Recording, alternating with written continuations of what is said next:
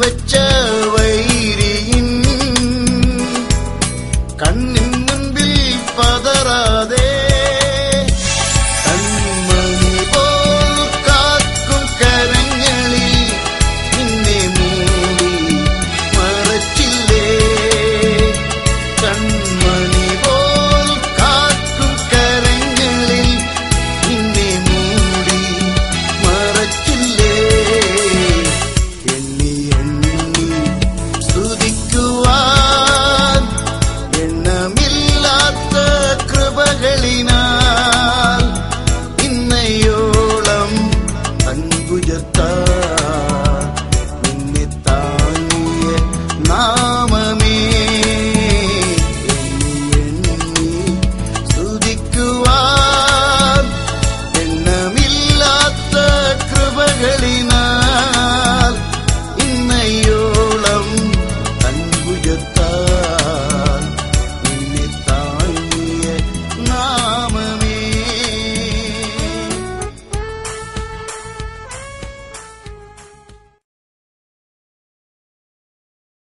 Brother doctor Varghese ജോണിനെ ക്ഷണിച്ചുകൊള്ളുന്നു. ദൈവ നാമം വാഴ്ത്തപ്പെടുമാറാകട്ടെ. ഇന്ന് രാത്രിയിലും ഈ സൂം പ്ലാറ്റ്ഫോമിൽ കൂടെ ദൈവവചന പഠനത്തിനായി കൂടി വരുവാൻ നമുക്ക് ഇത്രയും പേർക്ക് സാവകാശം ഒരുക്കിയ സർവകൃപാലുവായ ദൈവത്തിന് എല്ലാ മഹത്വവും പുകഴ്ചയും സ്തുതിയും സ്തോത്രവും ഞാൻ ആദ്യമേ അർപ്പിക്കുന്നു. മാത്രമല്ല, ഈ ദിവസങ്ങളിൽ ഇപ്രകാരം മീറ്റിംഗുകൾ ക്രമീകരിക്കുകയും വചന ശുശ്രൂഷയ്ക്കായി എന്നെ ക്ഷണിക്കുകയും ചെയ്ത ദുബായ് ബഥേൽ ബ്രദറൻ അസംബ്ലിയോടും അസംബ്ലിയിലെ മൂപ്പന്മാരോടുമുള്ള നന്ദിയെ വീണ്ടും ഞാൻ പ്രകാശിപ്പിക്കുന്നു. ഇന്ന് രാത്രിയിൽ ദൈവ വചന കേൾവിക്കായി കൂടി വന്നിരിക്കുന്ന എല്ലാ പ്രിയപ്പെട്ട സഹോദരീ സഹോദരന്മാർക്കും കർത്താവായ യേശു ക്രിസ്തുവിന്റെ ധന്യനാമത്തിൽ സ്നേഹ വന്ദനങ്ങളും അറിയിക്കുന്നു. ഈ ദിവസങ്ങളിൽ നാം പഠിച്ചുകൊണ്ടിരിക്കുന്ന വിഷയം some spiritual lessons from the life of Gideon എന്നതാണ്. ഗിദെയോന്റെ ജീവിതത്തിൽ നിന്ന് ചില ആത്മീക പാഠങ്ങൾ.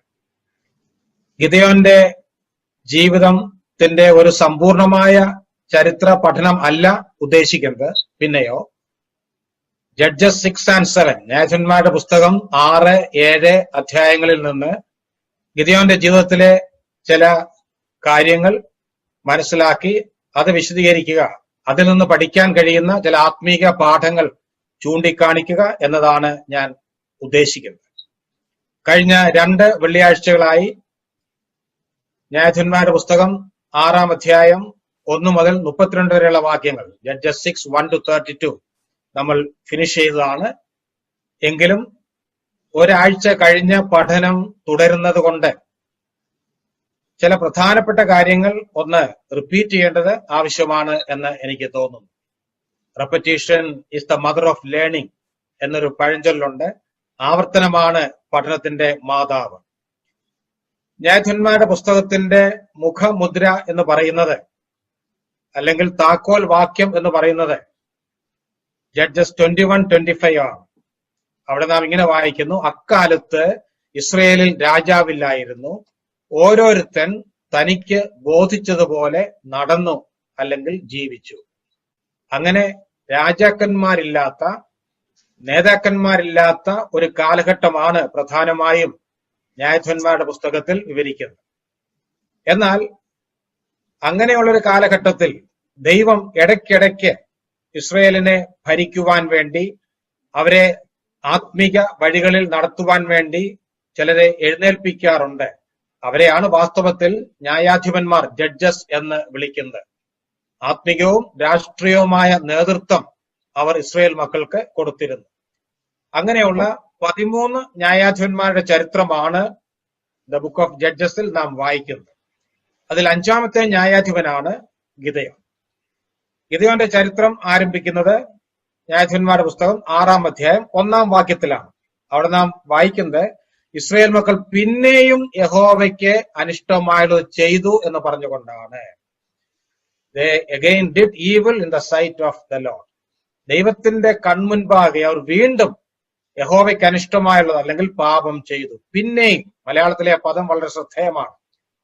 5:31 ജഡ്ജസ് 5:31 അവസാന ഭാഗത്ത് പിന്നെ ദേശത്തിന് 40 വർഷം സ്വസ്ഥത ഉണ്ടായി എന്ന് നാം വായിക്കുന്നു. ദബോരയുടെയും ബാരാക്കിന്റെയും കാലത്ത് ഇസ്രായേൽ മക്കൾ പാപത്തിൽ നിന്ന് മടങ്ങി വന്നു, ദേശത്തിന് സ്വസ്ഥത ഉണ്ടായി, അവർ യഹോവയെ മാത്രം സേവിച്ചു, ആരാധിച്ചു. എന്നാൽ അവരുടെ കാലശേഷം വീണ്ടും ഇസ്രായേൽ മക്കൾ ആ പാപത്തിലേക്ക് മടങ്ങിപ്പോയി എന്നാണ് അവിടെ വായിക്കുന്നത്. കഴിഞ്ഞ ആഴ്ച ഞാൻ പറഞ്ഞു, ന്യായാധിപന്മാരുടെ പുസ്തകത്തിൽ കാണുന്ന ഇസ്രായേലിന്റെ ചരിത്രത്തെ 4 വാക്കുകളിൽ ചുരുക്കി പറയാൻ സാധിക്കും. 4 വാക്കുകൾ ഏതൊക്കെയാണ്? ഒന്നാമത് നാം കാണുന്നത് റിബല്യൻ അല്ലെങ്കിൽ മത്സരം, ദൈവത്തോട് ചെയ്യുന്ന പാപം. 2, റിട്രിബ്യൂഷൻ, അവർ പാപം ചെയ്യുമ്പോൾ ദൈവം അവർക്ക് ശിക്ഷ അല്ലെങ്കിൽ ബാലശിക്ഷ കൊടുക്കുന്നു. ബാലശിക്ഷ ലഭിക്കുമ്പോൾ അവർ റിപ്പന്റ് ചെയ്യും, മാനസാന്തരപ്പെട്ട് ദൈവത്തിങ്കിലേക്ക് മടങ്ങി വരും. അപ്പോൾ മൂന്നാമത്തേത് റിപ്പന്റൻസ്. അങ്ങനെ മടങ്ങി വരുമ്പോൾ, ദൈവത്തിന്റെ അടുക്കിലേക്ക് വരുമ്പോൾ ദൈവം അവരെ യഥാസ്ഥാനപ്പെടുത്തും, അവരുടെ ശത്രുക്കളിൽ നിന്ന് അവരെ വിടുവിക്കും. ഈ 4 കാര്യങ്ങൾ ഒരു വളരെ സൈക്ലിക് ആയിട്ട് ഒരു ചക്രം പോലെ ഇസ്രായേൽ മക്കളുടെ ജീവിതത്തിൽ നമുക്ക് കാണാൻ സാധിക്കും. അതുകൊണ്ടാണ് ഇവിടെ പറയുന്നത് അവർ പിന്നെയും പാപം ചെയ്തു. ഇതിനു മുമ്പ് പാപം ചെയ്തിട്ടുണ്ട്, ദൈവം അവരെ ശിക്ഷിച്ചിട്ടുണ്ട്, അവർ മാനസാന്തരപ്പെട്ട് മടങ്ങി വന്നിട്ടുണ്ട്, യഥാസ്ഥാനപ്പെടുത്തിയിട്ടുണ്ട് ദൈവം. എന്നാൽ പിന്നെയും അവർ ആ പാപത്തിലേക്ക് മടങ്ങിപ്പോവുകയാണ്. പിന്നെയും പാപം ചെയ്തു എന്നുള്ളത് 7 പ്രാവശ്യം ഈ പുസ്തകത്തിൽ നാം വായിക്കുന്നുമുണ്ട്. ശരി, എന്താണ് അനന്തരഫലം? പിന്നെയും പാപം ചെയ്തപ്പോൾ ദൈവം അവരെ 7 സംവത്സരം മിദ്യാനയുടെ കയ്യിൽ ഏൽപ്പിച്ചു. മിദ്യാൻ അവരുടെ മേൽ ആധിക്യം പുലർത്തി. ആ ക്രമം ശ്രദ്ധിക്കുക. അവർ പാപം ചെയ്തു, ദൈവം അവരെ ഏൽപ്പിച്ചു, അങ്ങനെ ശത്രുക്കൾ അവരുടെ മേൽ ആധിപത്യം പുലർത്തി. അതിന്റെ 6-ാം വാക്യത്തിൽ നാം വായിക്കുന്നു, അങ്ങനെ മിദ്യാന്യരാൽ ഇസ്രായേൽ ഏറ്റവും ക്ഷയിച്ചു. നോക്കുക, this is the ultimate consequence of sin. പാപത്തിന്റെ ആത്യന്തിക അനന്തരഫലം എപ്പോഴും ക്ഷയമാണ്. Sin will always ruin you, it will destroy you, it will never bring prosperity. ഇവിടെ പറയുന്നത് ഭൗമികമായ നാശവും നഷ്ടവും ആണ്, എന്നാൽ ആത്മീയ അർത്ഥത്തിലും അത് വളരെ ശരിയാണ്. For our spiritual prosperity also we have to keep away from sin. അതാണ് ഇസ്രായേൽ മക്കളുടെ ചരിത്രം നമുക്ക് തരുന്ന ഒരു പ്രധാനപ്പെട്ട പാഠം. ശരി, അങ്ങനെ അവർ ക്ഷയിച്ചപ്പോൾ എന്താണ് അവർ ചെയ്തത്? 6-ാം വാക്യത്തിന്റെ 2-ാം ഭാഗത്ത് നാം വായിക്കുന്നു, അവർ യഹോവയോട് നിലവിളിച്ചു. കഴിഞ്ഞ ആഴ്ച ഞാൻ പറഞ്ഞതാണ്, ഇങ്ങനെ എപ്പോഴൊക്കെ അവർ ആത്മീകമായും ഭൗമികമായും അധപ്പതിക്കുമോ അപ്പോൾ അവർ അന്യ ദേവന്മാരുടെ പിന്നാലെ പോകയില്ല. പിന്നെയോ അവർ യഹോവയെങ്കിലേക്ക് മടങ്ങി വരും, യഹോവയോട് നിലവിളിക്കും. കാരണം അവർക്കറിയാം ഈ ഗതികേടിൽ നിന്ന്, ഈ അധപ്പതനത്തിൽ നിന്ന് അവരെ ഉദ്ധരിക്കുവാൻ യഹോവയ്ക്ക് മാത്രമേ കഴിയുകയുള്ളൂ. ആ ഒരു നല്ല ഗുണം ഇസ്രായേൽ മക്കൾക്ക് എല്ലാ കാലത്തും ഉണ്ടായിരുന്നു. ശരി, അവർ 7 വർഷങ്ങൾ കഴിഞ്ഞപ്പോഴാണ് നിലവിളിച്ചത്. എങ്കിലും നമ്മുടെ ദൈവം കരുണയും കൃപയും നിറഞ്ഞവനാകുന്നു, ദീർഘക്ഷമയും മഹാദയും ഉള്ളവൻ നാം വായിക്കുന്നു. ദൈവം ഉടൻ തന്നെ അവരുടെ പ്രാർത്ഥന കേട്ടു. അവരുടെ വിടുതലിന് വേണ്ടി, അല്ലെങ്കിൽ അവരെ സമ്പൂർണമായ മാനസാന്തരത്തിലേക്ക് നയിക്കുന്നതിന് വേണ്ടി ഒരു പ്രവാചകനെ അവരുടെ മധ്യത്തിലേക്ക് അയക്കുകയാണ്. ആ പ്രവാചകൻ വന്ന് വളരെ വ്യക്തമായി കാര്യങ്ങൾ അവരോട് പറയുന്നു. നിങ്ങളെ ഞാൻ, യഹോവയ്ക്ക് വേണ്ടി പ്രവാചകൻ സംസാരിക്കുകയാണ്, നിങ്ങളെ ഞാൻ മിസ്രയീമിൽ നിന്ന് കൊണ്ടുവന്നു, അന്യ ദൈവങ്ങളെ, അമോര്യരുടെ ദേവന്മാരെ സേവിക്കരുതെന്ന് പറഞ്ഞിട്ടുണ്ട്. എന്നാൽ നിങ്ങൾ എന്റെ വാക്ക് കേട്ടില്ല, അതുകൊണ്ടാണ് ഇന്ന് ഈ കഷ്ടത, ദുഃഖം, ബുദ്ധിമുട്ട് നിങ്ങൾ അനുഭവിക്കുന്നത്. വളരെ വ്യക്തമായി അത് പറഞ്ഞു. എന്നാൽ ദുഃഖരെന്ന് പറയട്ടെ, ജനത്തിന് ശരിയായ ഒരു മാനസാന്തരം ഉണ്ടാകുന്നില്ല. ആരും ക്രിയാത്മകമായി പ്രവാചകന്റെ വാക്കുകളോട് പ്രതികരിക്കുന്നില്ല. ഇവിടെ ഒരു വാക്കുകൂടെ കൂട്ടിച്ചേർത്ത് പറയാൻ ഞാൻ ആഗ്രഹിക്കുന്നു. പലപ്പോഴും ഈ പാപത്തിന്റെ ദോഷഫലങ്ങൾ അനുഭവിക്കേണ്ടി വരുമ്പോൾ എല്ലാ മനുഷ്യരും അതോർത്ത് ദുഃഖിക്കും. എന്നാൽ യഥാർത്ഥ മാനസാന്തരം എന്ന് പറയുന്നത് പാപത്തിന്റെ ദോഷഫലങ്ങൾ മൂലമുള്ള ദുഃഖമല്ല, പിന്നെയോ പാപത്തെ ഓർത്തുള്ള ദുഃഖമാണ്. വ്യത്യാസം മനസ്സിലായി കാണുമെന്ന് ഞാൻ പ്രതീക്ഷിക്കുന്നു. അവർ യഥാർത്ഥത്തിൽ യഹോവയ്ക്ക് അനിഷ്ടമായുള്ളത് ഞാൻ ചെയ്തല്ലോ, യഹോവയുടെ ഹൃദയത്തെ ഞാൻ വേദനിപ്പിച്ചല്ലോ എന്നോർത്ത് ഒരുവൻ ദുഃഖിക്കുന്നതാണ് യഥാർത്ഥ മാനസാന്തരം. അതിനുവേണ്ടിയാണ് പ്രവാചകനെ അയച്ചത്. എന്നാൽ അവർക്ക് അങ്ങനെ ഒരു മാനസാന്തരം ഉണ്ടായതായി നാം കാണുന്നില്ല. അപ്പോൾ ദൈവം എന്ത് ചെയ്തു? ദൈവം അവരെ ഉപേക്ഷിച്ച് കളഞ്ഞില്ല. 6:11 നാം വായിക്കുന്നു, ദൈവം താൻ തന്നെ ഒരു മനുഷ്യരൂപത്തിൽ അല്ലെങ്കിൽ ദൂതന്റെ രൂപത്തിൽ ഇറങ്ങി വരികയാണ്. യഹോവയുടെ ഒരു ദൂതൻ അവിടെ കടന്നു വന്ന് ഒഫ്രയിൽ അഭിയേശ്വരനായ യോവാശിന്റെ കരുവേലകത്തിന് കീഴിൽ ഇരുന്നു എന്ന് നാം വായിക്കുന്നു. The Angel of the Lord, അങ്ങനെയാണ് 6:11 ഇംഗ്ലീഷിൽ കൊടുത്തിരിക്കുന്നത്. The Angel of the Lord. That is not an ordinary angel, but this is the appearance of God himself in the Old Testament times. പഴയ നിയമകാലത്ത് ദൈവം താൻ തന്നെ മനുഷ്യരൂപത്തിൽ പ്രത്യക്ഷരാകാറുണ്ട്. അങ്ങനെയുള്ള ഒരു പ്രത്യക്ഷതയാണ് ഇവിടെ നാം വായിക്കുന്നത്. അങ്ങനെ യഹോവയുടെ ദൂതൻ പ്രത്യക്ഷനാകുകയാണ്. അത് യഹോവ തന്നെയാണെന്ന് 14 മുതലുള്ള വാക്യങ്ങൾ വായിക്കുമ്പോൾ വളരെ വ്യക്തമായിട്ട് മനസ്സിലാക്കാൻ സാധിക്കും. 6:12 നാം വായിക്കുന്നു, യഹോവ അല്ലെങ്കിൽ യഹോവയുടെ ദൂതൻ ഗിദെയോനെ എങ്ങനെയാണ് അഭിസംബോധന ചെയ്യുന്നത്? ഗിദെയോനെ ഗിദെയോനെ എന്നല്ല, പിന്നെയോ അല്ലയോ പരാക്രമശാലിയെ, യഹോവ നിന്നോട് കൂടെ ഉണ്ട്. എന്തുകൊണ്ടാണ് അവനെ പരാക്രമശാലി എന്ന് വിളിക്കുന്നത്? കാരണം ഗിദെയോനെ ഭാവിയിൽ ഒരു പരാക്രമശാലിയാക്കുവാൻ ദൈവത്തിന് പരിപാടിയുണ്ട്. കഴിഞ്ഞ ആഴ്ച ഞാൻ പറഞ്ഞതുപോലെ ദൈവം നമ്മെ വിലയിരുത്തുന്നത് നമ്മുടെ കഴിഞ്ഞകാല ചരിത്രത്തിന്റെ അടിസ്ഥാനത്തിലോ ഇന്നിന്റെ അടിസ്ഥാനത്തിലോ അല്ല, പിന്നെയോ നമ്മുടെ ജീവിതത്തെ ദൈവത്തിന്റെ കരങ്ങളിൽ സമർപ്പിച്ചു കഴിയുമ്പോൾ, ദൈവത്തിന്റെ പരിശുദ്ധാത്മാവ് ഒരു വ്യക്തിയെ നിറയ്ക്കുമ്പോൾ അവന്റെ ജീവിതത്തിന്റെ ഫ്യൂച്ചർ പോസിബിലിറ്റീസ്, ഭാവികാല സാധ്യതകളുടെ ബേസിസിലാണ്, അടിസ്ഥാനത്തിലാണ് ദൈവം ഓരോ വ്യക്തിയെയും കാണുന്നത്. ദൈവത്തിന് സ്തോത്രം. അതുകൊണ്ട് ഈ ഭീരുവായ, അല്പവിശ്വാസിയായ, സംശയാലുവായ ഈ ഗിദെയോനെ, പരാക്രമശാലിയെ, മൈറ്റി വാരിയർ എന്നാണ് ദൈവം വിളിക്കുന്നത്. പുതിയ നിയമത്തിൽ വരുമ്പോൾ നമുക്കറിയാം, ശിമോൻ കർത്താവിന്റെ അടുക്കൽ വരുമ്പോൾ നമ്മുടെ കർത്താവ് എങ്ങനെയാണ് ശിമോനെ വിളിക്കുന്നത്? നീ പത്രോസ് ആകുന്നു. അവനെ പത്രോസ് ആക്കുകയാണ്. പത്രോസ് എന്ന് പറഞ്ഞാൽ പാറ അല്ലെങ്കിൽ പാറക്കഷ്ണം എന്നാണ് അർത്ഥം. അങ്ങനെ ശിമോനെ കേഫാവാക്കുകയാണ്, പത്രോസ് ആക്കുകയാണ്. പ്രിയപ്പെട്ടവരെ, നമ്മുടെ കാര്യത്തിലും ഇത് ശരിയല്ലേ? കഴിഞ്ഞ ആഴ്ച ഞാനതൊക്കെ വിശദീകരിച്ചുകൊണ്ട് കൂടുതൽ പറയുന്നില്ല. നമ്മെ വിശുദ്ധ വിളി കൊണ്ട് വിളിച്ച് വിശുദ്ധന്മാരായി സ്വർഗം പ്രഖ്യാപിച്ചിരിക്കുകയാണ്. അതുകൊണ്ട് നമുക്ക് വിശുദ്ധന്മാരായി ഭൂമിയിൽ ജീവിക്കുവാനുള്ള എല്ലാ പൊട്ടൻഷ്യലും ഉണ്ട്. അതിനുള്ള എല്ലാ കൃപയും അതിനുള്ള എല്ലാ ക്രമീകരണങ്ങളും ദൈവം തന്നിരിക്കുകയാണ്. തന്റെ പരിശുദ്ധാത്മാവിനെ നമ്മുടെ ഹൃദയത്തിൽ പകർന്നിരിക്കുകയാണ്. ദൈവത്തിന് സ്തോത്രം. ഗിദെയോനെ പരാക്രമശാലി എന്ന് ദൈവം വിളിച്ച് ഭാവിയിൽ പരാക്രമശാലി ആക്കി. ഗോഡ് കോൾസ് ആൻഡ് ക്വാളിഫൈസ് എന്ന് പറയാറുണ്ട്. ഈ ഭൂമിയിലെ ഏത് മനുഷ്യനും ഏത് സ്ഥാപനവും ഒരു വ്യക്തിയെ ജോലിക്ക് വിളിക്കുമ്പോൾ യോഗ്യതയുള്ളവരെയാണ് വിളിക്കുന്നത്. എന്നാൽ നമ്മുടെ ദൈവം നേരെ തിരിച്ചാണ്. അവൻ വിളിച്ച് യോഗ്യതയുള്ളവരാക്കി തീർക്കുകയാണ്. അതാണ് ഗിദെയോന്റെ കാര്യത്തിൽ സംഭവിക്കുന്നത്. ഗിദെയോൻ പെട്ടെന്ന് ഞെട്ടിപ്പോയി. അയ്യോ കർത്താവെ, അയ്യോ യജമാനനെ എന്നൊക്കെ വിളിക്കുന്നുണ്ട്. 3 പ്രാവശ്യം താൻ അയ്യോ എന്ന് വിളിക്കുന്നു. അതൊക്കെ കഴിഞ്ഞ ആഴ്ച വിശദീകരിച്ചതാണ്. ആദ്യം അയ്യോ യജമാനനെ എന്നാണ് വിളിക്കുന്നത്. എന്നിട്ട് ചില സംശയങ്ങളൊക്കെ ഉന്നയിക്കുന്നു. എന്നാൽ 6:14 യഹോവ അവനോട് എന്താണ് പറയുന്നത്? യഹോവ അവനെ നോക്കി, നിന്റെ ഈ ബലത്തോടെ പോക, ഞാനല്ലയോ നിന്നെ അയക്കുന്നത്. ശ്രദ്ധിക്കുക, അവന്റെ ബലത്തിന്റെ ആ സ്രോതസ്, ഉറവ എന്ന് പറയുന്നത് ദൈവിക സാന്നിധ്യമാണ്. ആര് അവനെ അയക്കുന്നു എന്നതാണ് പ്രധാനം. ദൈവിക സാന്നിധ്യവും അതുപോലെ ദൈവത്തിന്റെ കൃപയും വാഗ്ദാനം ചെയ്തിട്ടുള്ളത് കൊണ്ട് തീർച്ചയായും ഗിദെയോനൊരു പരാക്രമശാലിയാകാൻ കഴിയും. എന്നാൽ ഗിദെയോൻ അത് മനസ്സിലാക്കുവാനും അംഗീകരിക്കുവാനും വലിയ ബുദ്ധിമുട്ട് ആയിരുന്നു. ഞാൻ ചില കാര്യങ്ങൾ വെട്ടിച്ചുരുക്കി പറയട്ടെ. 16-ാം വാക്യത്തിൽ വളരെ വ്യക്തമായി ഗിദെയോനോട് പറയുന്നു, നീ മിദ്യാന്യരെ ഒറ്റ മനുഷ്യനെ പോലെ തോൽപ്പിക്കും. വലിയൊരു വാഗ്ദാനവും കൊടുത്തു. എന്നാൽ ഇതെല്ലാം കേട്ടെങ്കിലും അത് മുഖവിലേക്ക് എടുക്കുവാനോ അത് അംഗീകരിച്ച് ആമേൻ പറയുവാനോ അല്പവിശ്വാസിയായ ഗിദെയോനെ കഴിയുന്നില്ല. അതുകൊണ്ട് ഗിദെയോൻ ഒരു അടയാളം ചോദിക്കുകയാണ്. 17 മുതലുള്ള വാക്യങ്ങളിൽ നാം അതാണ് വായിക്കുന്നത്.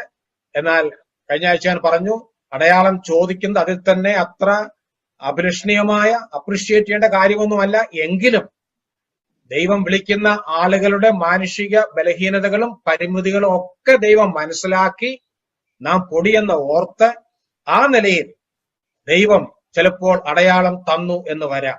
ഗിദെയോൻ അടയാളം ചോദിച്ചപ്പോൾ ദൈവം അവനോട് കോപിക്കുന്നില്ല. അവൻ തന്നെയാണ് അടയാളമൊക്കെ തീരുമാനിക്കുന്നത്. അതെല്ലാം ദൈവം അനുവദിച്ചു കൊടുക്കുകയാണ്. അങ്ങനെ അവൻ ഒരു കോലാട്ടൻ കുട്ടിയെ അറുത്ത മാംസവും വടകളുമായിട്ടൊക്കെ വരികയാണ്. അതെല്ലാം പാറമേൽ വെച്ചു. ദൈവത്തിന്റെ ദൂതൻ വടികൊണ്ട് തൊട്ടു, പാറയിൽ നിന്ന് തീ പുറപ്പെട്ട് ദഹിപ്പിച്ച്, അങ്ങനെ തന്നോട് സംസാരിച്ചത് യഹോവ തന്നെയാണെന്ന് ഗിദെയോന് 100% ബോധ്യമായി. അതുകൊണ്ടാണ് 6:22 അവൻ എങ്ങനെയാണ് അഭിസംബോധന ചെയ്യുന്നത്? അയ്യോ ദൈവമായ യഹോവേ. ഇംഗ്ലീഷിൽ നോക്കിയാൽ അയ്യോ കർത്താവായ യഹോവേ. ഒരു യഹൂദൻ യഹോവ, കർത്താവ്, ഈ പദങ്ങൾ ദൈവത്തിന്റെ പേരുകളായിട്ടാണ് മനസ്സിലാക്കുന്നത്. അപ്പോൾ വളരെ വ്യക്തമായിട്ട് ഗിദെയോന് മനസ്സിലായി തന്നോട് സംസാരിച്ചത് യഹോവ തന്നെയാണെന്ന്. അത് കഴിഞ്ഞു. ഗിദെയോൻ ഉടൻ തന്നെ ഒരു യാഗപീഠം പണിത് യഹോവ ശാലോം എന്ന് ആ യാഗപീഠത്തിന് പേര് കൊടുത്തു. പുതിയ നിയമത്തിന്റെ ഭാഷയിൽ പറഞ്ഞാൽ ഗിദെയോൻ രക്ഷിക്കപ്പെട്ട സന്ദർഭമാണ് അവിടെ നാം കാണുന്നത്. അങ്ങനെ ദൈവത്തോടുള്ള സമാധാന ബന്ധം താൻ പുനഃസ്ഥാപിക്കുകയാണ് ചെയ്യുന്നത്. ഇനിയുള്ള വാക്യങ്ങൾ നാം വായിക്കുമ്പോൾ അതിന്റെ 25 മുതൽ ഉള്ള വാക്യങ്ങൾ വായിക്കുമ്പോൾ 25 മുതൽ 32 വരെയുള്ള വാക്യങ്ങളിൽ മറ്റൊരു സംഭവമാണ് നാം വായിക്കുന്നത്. ദൈവം രാത്രിയിൽ അവന് പ്രത്യക്ഷനായി അവനോട് പറയുകയാണ്, നീ ചില കാര്യങ്ങൾ ചെയ്യണം. അവന്റെ വിശ്വാസത്തെ ടെസ്റ്റ് ചെയ്യുന്ന ആദ്യത്തെ സംഭവമാണത്.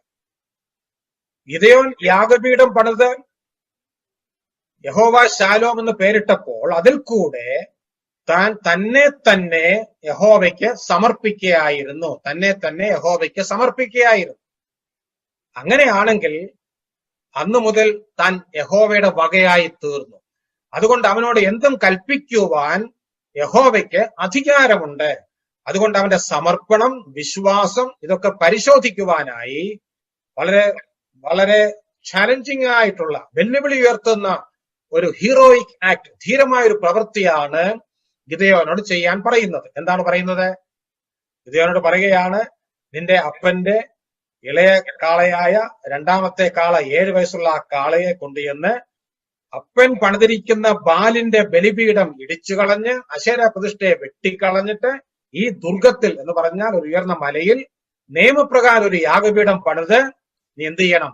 നീ ആ കാളയെ യാഗം അർപ്പിക്കണം. വളരെ ശ്രമകരമായ ഒരു കാര്യമാണ്. ഗിദെയോൻ വളരെ ബുദ്ധിയായിട്ട് രാത്രിയിൽ മറ്റു 10 പേരുടെ സഹായത്തോടെ ഈ വളരെ ശ്രമകരമായ ഒരു ജോലി പൂർത്തീകരിച്ചതായിട്ട് നാം വായിക്കുന്നു. പിറ്റേ ദിവസം പ്രഭാതത്തിൽ നാട്ടുകാർ അല്ലെങ്കിൽ ജനം ഉണർന്നപ്പോൾ അവരിത് കണ്ടു. അവർ വളരെ കോപാകുലരായി. ഗിദെയോനെ കൊല്ലാൻ വേണ്ടി അവർ പരിശ്രമിക്കുന്നു. എന്നാൽ ഗിദെയോന്റെ പിതാവ് വളരെ ബുദ്ധിപരമായി ആ പ്രശ്നം കൈകാര്യം ചെയ്യുന്നു.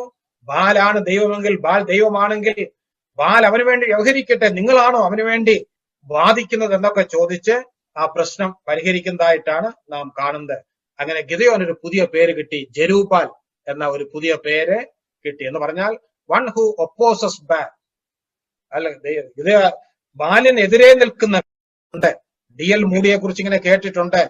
അദ്ദേഹം സുവിശേഷ താല്പര്യം വളരെ ധാരാളം ആളായിരുന്നു, നമുക്കറിയാം. ആരെ കണ്ടാലും സുവിശേഷം പറയും. അതുകൊണ്ട് അക്കാലത്തെ ചില ആളുകൾ തനിക്ക് ഒരു പേര് കൊടുത്തു, ക്രേസി മൂഡി എന്ന പേരാണ് കൊടുത്തത്. ക്രേസി മൂഡി, ഭ്രാന്തനായ മൂഡി. അങ്ങനെ പലർക്കും പല കാലങ്ങളിൽ പേര് കിട്ടിയിട്ടുണ്ട്. നമ്മുടെ കർത്താവിനെ തന്നെ എന്തെല്ലാം ഇരട്ട പേരുകളിലാണ് അക്കാലത്തെ യഹൂദന്മാർ വിളിച്ചത്. ഞാനത് ഇടയ്ക്ക് പറഞ്ഞു എന്ന് മാത്രം. ഒരു പുതിയ പേര് കിട്ടി, അതൊരു സ്ഥാനപ്പേരായിട്ട് മാറുകയാണ്. ഇത്രയും കാര്യങ്ങളാണ് കഴിഞ്ഞ ആഴ്ച നാം ചിന്തിച്ച് അവസാനിപ്പിച്ചത്. ഇനിയുള്ള കാര്യങ്ങൾ എന്ന് പറഞ്ഞാൽ 33 വരെയുള്ള കാര്യങ്ങളാണ് ഇന്ന് നാം ചിന്തിക്കാൻ പോകുന്നത്. 33-ാം വാക്യം ഒന്ന് വായിക്കാം. ജഡ്ജസ് 6:33. അനന്തരം മിദ്യാന്യരും അമാലേക്യരും കിഴക്കുദേശക്കാർ എല്ലാവരും ഒരുമിച്ച് കൂടി ഇക്കരെ കടന്ന് ജസ്രിയിൽ താഴ്വരയിൽ പാളയം ഇറങ്ങി. തൽക്കാലം അത്രയും മതി. 32-ാം വാക്യവും 33-ാം വാക്യവും തമ്മിലുള്ള ആ ഇടവേള നമുക്ക് കൃത്യമായിട്ട് അറിയുകയില്ല. ചിലപ്പോൾ ചില ദിവസങ്ങളോ ആഴ്ചകളോ മാത്രമേ കാണുകയുള്ളൂ. വലിയ ഇടവേള ഇല്ല. ശരി, ഇവിടെ എന്താണ് നാം വായിക്കുന്നത്? ഒരു വലിയ സൈന്യം ഇസ്രയേലിനെ ആക്രമിക്കാൻ വേണ്ടി വരികയാണ്. അവിടെ ഡീറ്റെയിൽസ് ഒക്കെ പറഞ്ഞിട്ടുണ്ട്. മിദ്യാന്യര്, അമാലേക്കർ, കിഴക്ക് ദേശക്കാർ, അവരെ ഇക്കരെ കടന്നു ഇസ്രയേൽ താഴ്വരയിൽ അല്ലെങ്കിൽ ജസ്രിയിൽ താഴ്വരയിൽ പാളയം ഇറങ്ങി. അവർ എത്ര പേർ ഉണ്ടായിരുന്നു എന്ന് അറിയണമെങ്കിൽ വായിക്കണ്ട, നോട്ട് ചെയ്താൽ മതി. Judges 7:13, judges 8:10. ന്യായാധിപന്മാരുടെ പുസ്തകം 7:13, 8:10 വായിച്ചാൽ നമുക്കറിയാം അവര് വെട്ടുക്കിളി പോലെ അസംഖ്യമായിരുന്നു നാം വായിക്കുന്നു. 8:10 നിന്നൊക്കെ മനസ്സിലാക്കാൻ കഴിയുന്നത് യുദ്ധം കഴിഞ്ഞപ്പോൾ 1,20,000 പേർ പട്ടുപോയി, 15,000 പേർ ശേഷിച്ചു എന്നൊക്കെ നാം വായിക്കുന്നു. അതുകൊണ്ട് ഏറ്റവും കുറഞ്ഞത് 1,35,000 പേർ ഉണ്ടായിരുന്നു എന്നാൽ അതിൽ കൂടുതൽ കാണും. കാരണം യുദ്ധസമയത്ത് അവരെ പലരും പലായനം ചെയ്തു പോയി എന്നൊക്കെ നാം വായിക്കുന്നുണ്ട്. ഏതായാലും ഒരു വലിയ പുരുഷാരം അല്ലെ വലിയൊരു സൈന്യം ഇസ്രയേലിന് എതിരെ വന്ന് പാളയം ഇറങ്ങിയാണ്. ഞാനത് വായിക്കുമ്പോൾ ഇങ്ങനെ ചിന്തിച്ചു, ദൈവത്തിന്റെ ടൈമിംഗ് നാം മനസ്സിലാക്കണം. ദൈവം പെർഫെക്റ്റ് ആയിട്ടാണ് കാര്യങ്ങൾ ക്രമീകരിക്കുന്നത്. ഇങ്ങനെ ഒന്ന് ചിന്തിച്ചു നോക്കുക. ഈ സംഭവം ചില മാസങ്ങൾക്ക് മുമ്പേ ആയിരുന്നു നടന്നിരുന്നത് എങ്കിൽ ഇസ്രയേലിന്റെ അവസ്ഥ എന്തായിരുന്നു? അവർക്ക് രാജാവില്ല, ന്യായാധിപനില്ല, അങ്ങനെ എല്ലാം ക്രമം കെട്ട് നടക്കുന്ന അല്ലെങ്കിൽ ക്രമം കെട്ട ഒരു അരക്ഷിതാവസ്ഥ, അരാജകത്വമുള്ള സമയത്ത് ഇങ്ങനെ ഒരു സൈന്യം വന്നാൽ പിന്നെ ഇസ്രയേലിന്റെ പൊടി പോലും കാണുകയില്ല. എന്നാൽ ദൈവത്തിന് ഇതെല്ലാം മുന്നമേ അറിയാം.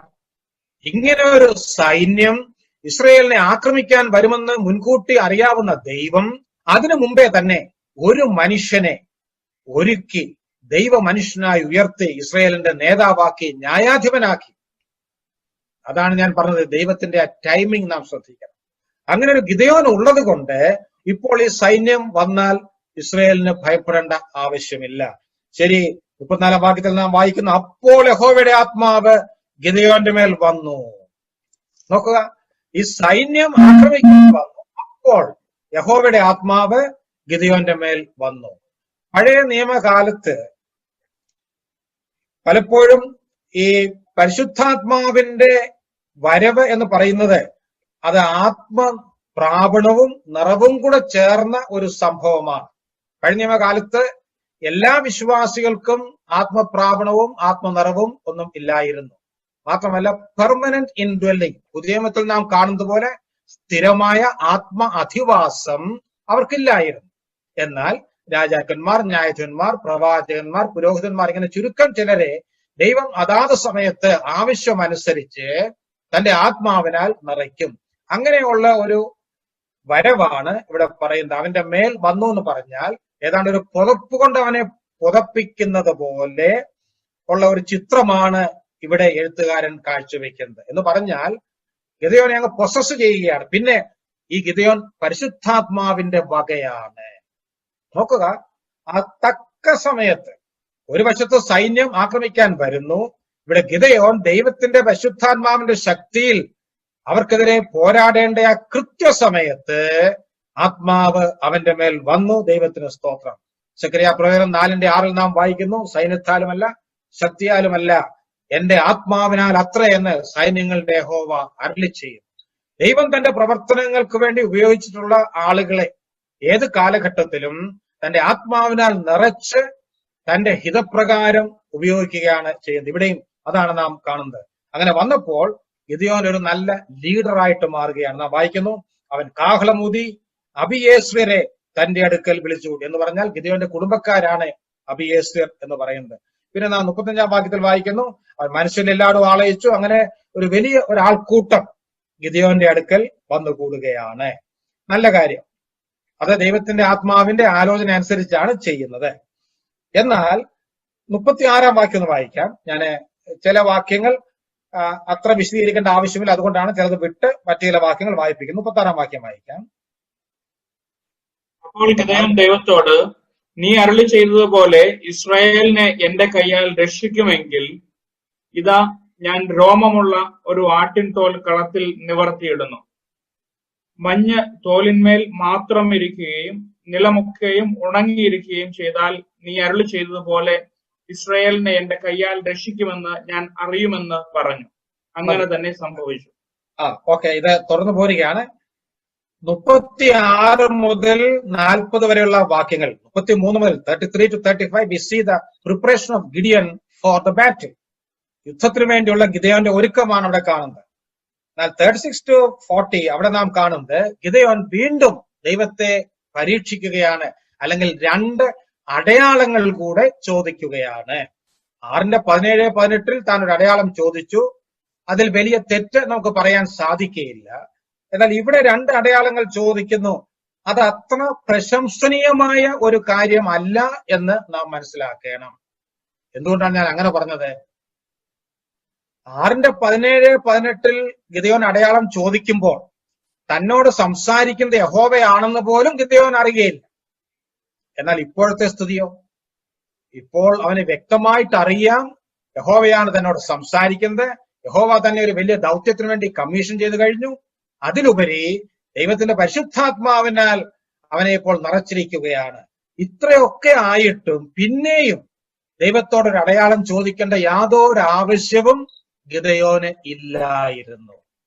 ഗിദെയോന് തന്നെ അറിയാം ഇത് അത്ര ശരിയായ കാര്യമല്ല എന്ന്. അതുകൊണ്ടാണ് 39-ാം വാക്യത്തിൽ ഗിദെയോൻ പറയുന്നു, ദൈവത്തോട് നിന്റെ കോപം എന്റെ നേരെ ജ്വലിക്കരുതേ. താൻ ചോദിച്ചത് അത്ര ശരിയായ കാര്യമല്ല, ദൈവത്തിന് ഇഷ്ടമുള്ള കാര്യമല്ല എന്ന് ഗിദെയോന് തന്നെ അറിയാം. ശരി, ഇവിടുത്തെ ആ സംഭവം അങ്ങ് ചുരുക്കി പറയാം. ഒരു ആട്ടിൻ തോല് കൊണ്ടുള്ള ഒരു പരീക്ഷണത്തിന് വേണ്ടി ദൈവത്തെ ഗിദെയോൻ വിധേയനാക്കുകയാണ്. വാസ്തവത്തിൽ ഗിദെയോൻ എന്താണ് പറയുന്നത്?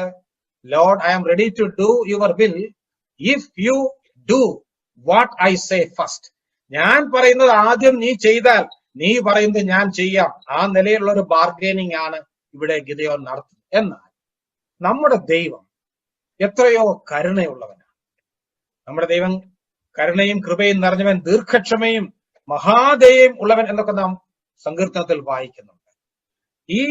ഈ സന്ദർഭത്തിൽ ഞാൻ ചിന്തിക്കാറുണ്ട്, നമ്മൾ ആരെങ്കിലും ദൈവത്തിന്റെ സ്ഥാനത്തായിരുന്നെങ്കിൽ എന്തു പറയുമായിരുന്നു ഗിദെയോനോട്?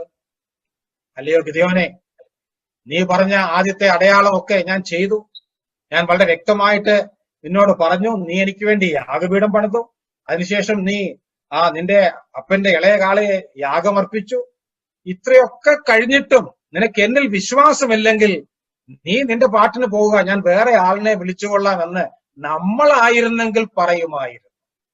എന്നാൽ ദൈവത്തിന് സ്തോത്രം, നമ്മുടെ ദൈവം അങ്ങനെ പറയുന്നില്ല. അവൻ നമ്മുടെ പ്രകൃതി അറിയുന്നു, നാം പൊടി എന്നവൻ ഓർക്കുന്നു എന്ന് 103-ാം സങ്കീർത്തനം 14-ാം വാക്യത്തിൽ വായിക്കുന്നു. Psalm 103:40. നമ്മുടെ ആ ബലഹീനത മനസ്സിലാക്കി ദൈവം ഗിദെയോനോട് വീണ്ടും വീണ്ടും കരുണ കാണിക്കുകയാണ്. അവൻ പറഞ്ഞ അടയാളങ്ങളൊക്കെ ചെയ്തു കൊടുക്കുന്നു. എന്താണ് താൻ ആവശ്യപ്പെടുന്നത്? ആദ്യം ആ ആട്ടിൻതോൽ നനഞ്ഞിരിക്കണം, നിലമൊക്കെ ഉണങ്ങിയിരിക്കണം. രണ്ടാമത് ആട്ടിൻതോൽ ഡ്രൈ ആയിരിക്കണം, ഉണങ്ങിയിരിക്കണം, നിലമൊക്കെ നനഞ്ഞിരിക്കണം. അതൊക്കെ അവിടെ ചെയ്തു കൊടുക്കുന്നുണ്ട്. ഇതിനൊന്നും വലിയ ആത്മീയ അർത്ഥങ്ങളൊന്നും കൊടുക്കരുത്. അതിനുള്ള ഈ പശ്ചാത്തലം അത് അനുവദിക്കുന്നുമില്ല. ഇത് രണ്ട് സംഭവങ്ങൾ എന്ന് മാത്രമേ ഉള്ളൂ. എന്നാൽ ഈ ഭാഗം, ഈ അധ്യായം അവസാനിപ്പിക്കുന്നതിന് മുമ്പേ 1-2 കാര്യങ്ങൾ പൊതുവായി പറയാൻ എനിക്ക് താല്പര്യമുണ്ട്. ചിലപ്പോഴൊക്കെ ഗിദെയോൻ ചെയ്ത ഈ കാര്യത്തെ ഒരു മോഡലാക്കി ദൈവഹിതം കണ്ടെത്താൻ വേണ്ടി ശ്രമിക്കുന്നവരുണ്ട്. Putting the fleece and testing God എന്ന് ഇംഗ്ലീഷിൽ പറയാറുണ്ട്. ആട്ടിൻതോൽ ഉപയോഗിച്ച് ദൈവഹിതം കണ്ടെത്തുക എന്ന് പറഞ്ഞാൽ ചില അടയാളങ്ങൾ ഉപയോഗിച്ച് ദൈവഹിതം കണ്ടെത്തുക. അടയാളങ്ങൾ ചോദിക്കുന്നതിൽ വലിയ തെറ്റില്ല. നമ്മുടെ വിശ്വാസത്തെ ഉറപ്പിക്കാൻ ദൈവം ചിലപ്പോൾ ഇന്നും അടയാളങ്ങൾ കൊടുക്കും. എന്നാൽ ദൈവഹിതം കണ്ടെത്താനുള്ള തെറ്റിക്കൂടാത്തൊരു മാർഗമായി ഗിദെയോന്റെ ചരിത്രത്തിലെ ഈ സംഭവത്തെ ഒരിക്കലും ഉപയോഗിക്കാൻ പാടില്ല. എന്തുകൊണ്ട്? വാസ്തവത്തിൽ ഇവിടെ ഗിദെയോൻ ഈ അടയാളം ചോദിക്കുന്നത് ദൈവഹിതം കണ്ടെത്താനല്ല. പിന്നെയോ ഇവിടെ ഈ യുദ്ധത്തിൽ നീ എനിക്ക് വിജയം തരും, നീ എന്നെ ഉപയോഗിച്ച് മിദ്യാനെ തോൽപ്പിക്കുന്നുള്ളതിന്റെ ഒരു അഷ്വറൻസിന് വേണ്ടിയാണ്. ദൈവഹിതം തനിക്കറിയാം, മിദ്യാനെ ഏൽപ്പിച്ചു കഴിഞ്ഞു, മിദ്യാനെ തോൽപ്പിക്കുമെന്ന് പല പ്രാവശ്യം ദൈവം ഇതിനു മുമ്പേ വാഗ്ദാനം ചെയ്തു കഴിഞ്ഞു. എന്നാൽ എങ്കിലും എന്റെ കയ്യാൽ ഇത് നടക്കും എന്നുള്ളതിന് ഒരു ഉറപ്പ് എന്നുള്ള നിലയിലാണ് ഗിദെയോൻ ഇത് ചെയ്യുന്നത്. ചിലപ്പോൾ ഗിദെയോൻ ചെയ്തതുപോലെ നാം ചെയ്യാറില്ല. ചിലരൊക്കെ ചീട്ടിട്ട് ദൈവഹിതം കണ്ടെത്തുന്നവരുണ്ട്, അല്ലെങ്കിൽ കോയിൻ ടോസ് ചെയ്ത് ദൈവഹിതം കണ്ടെത്താനൊക്കെ ശ്രമിക്കുന്നവരുണ്ട്.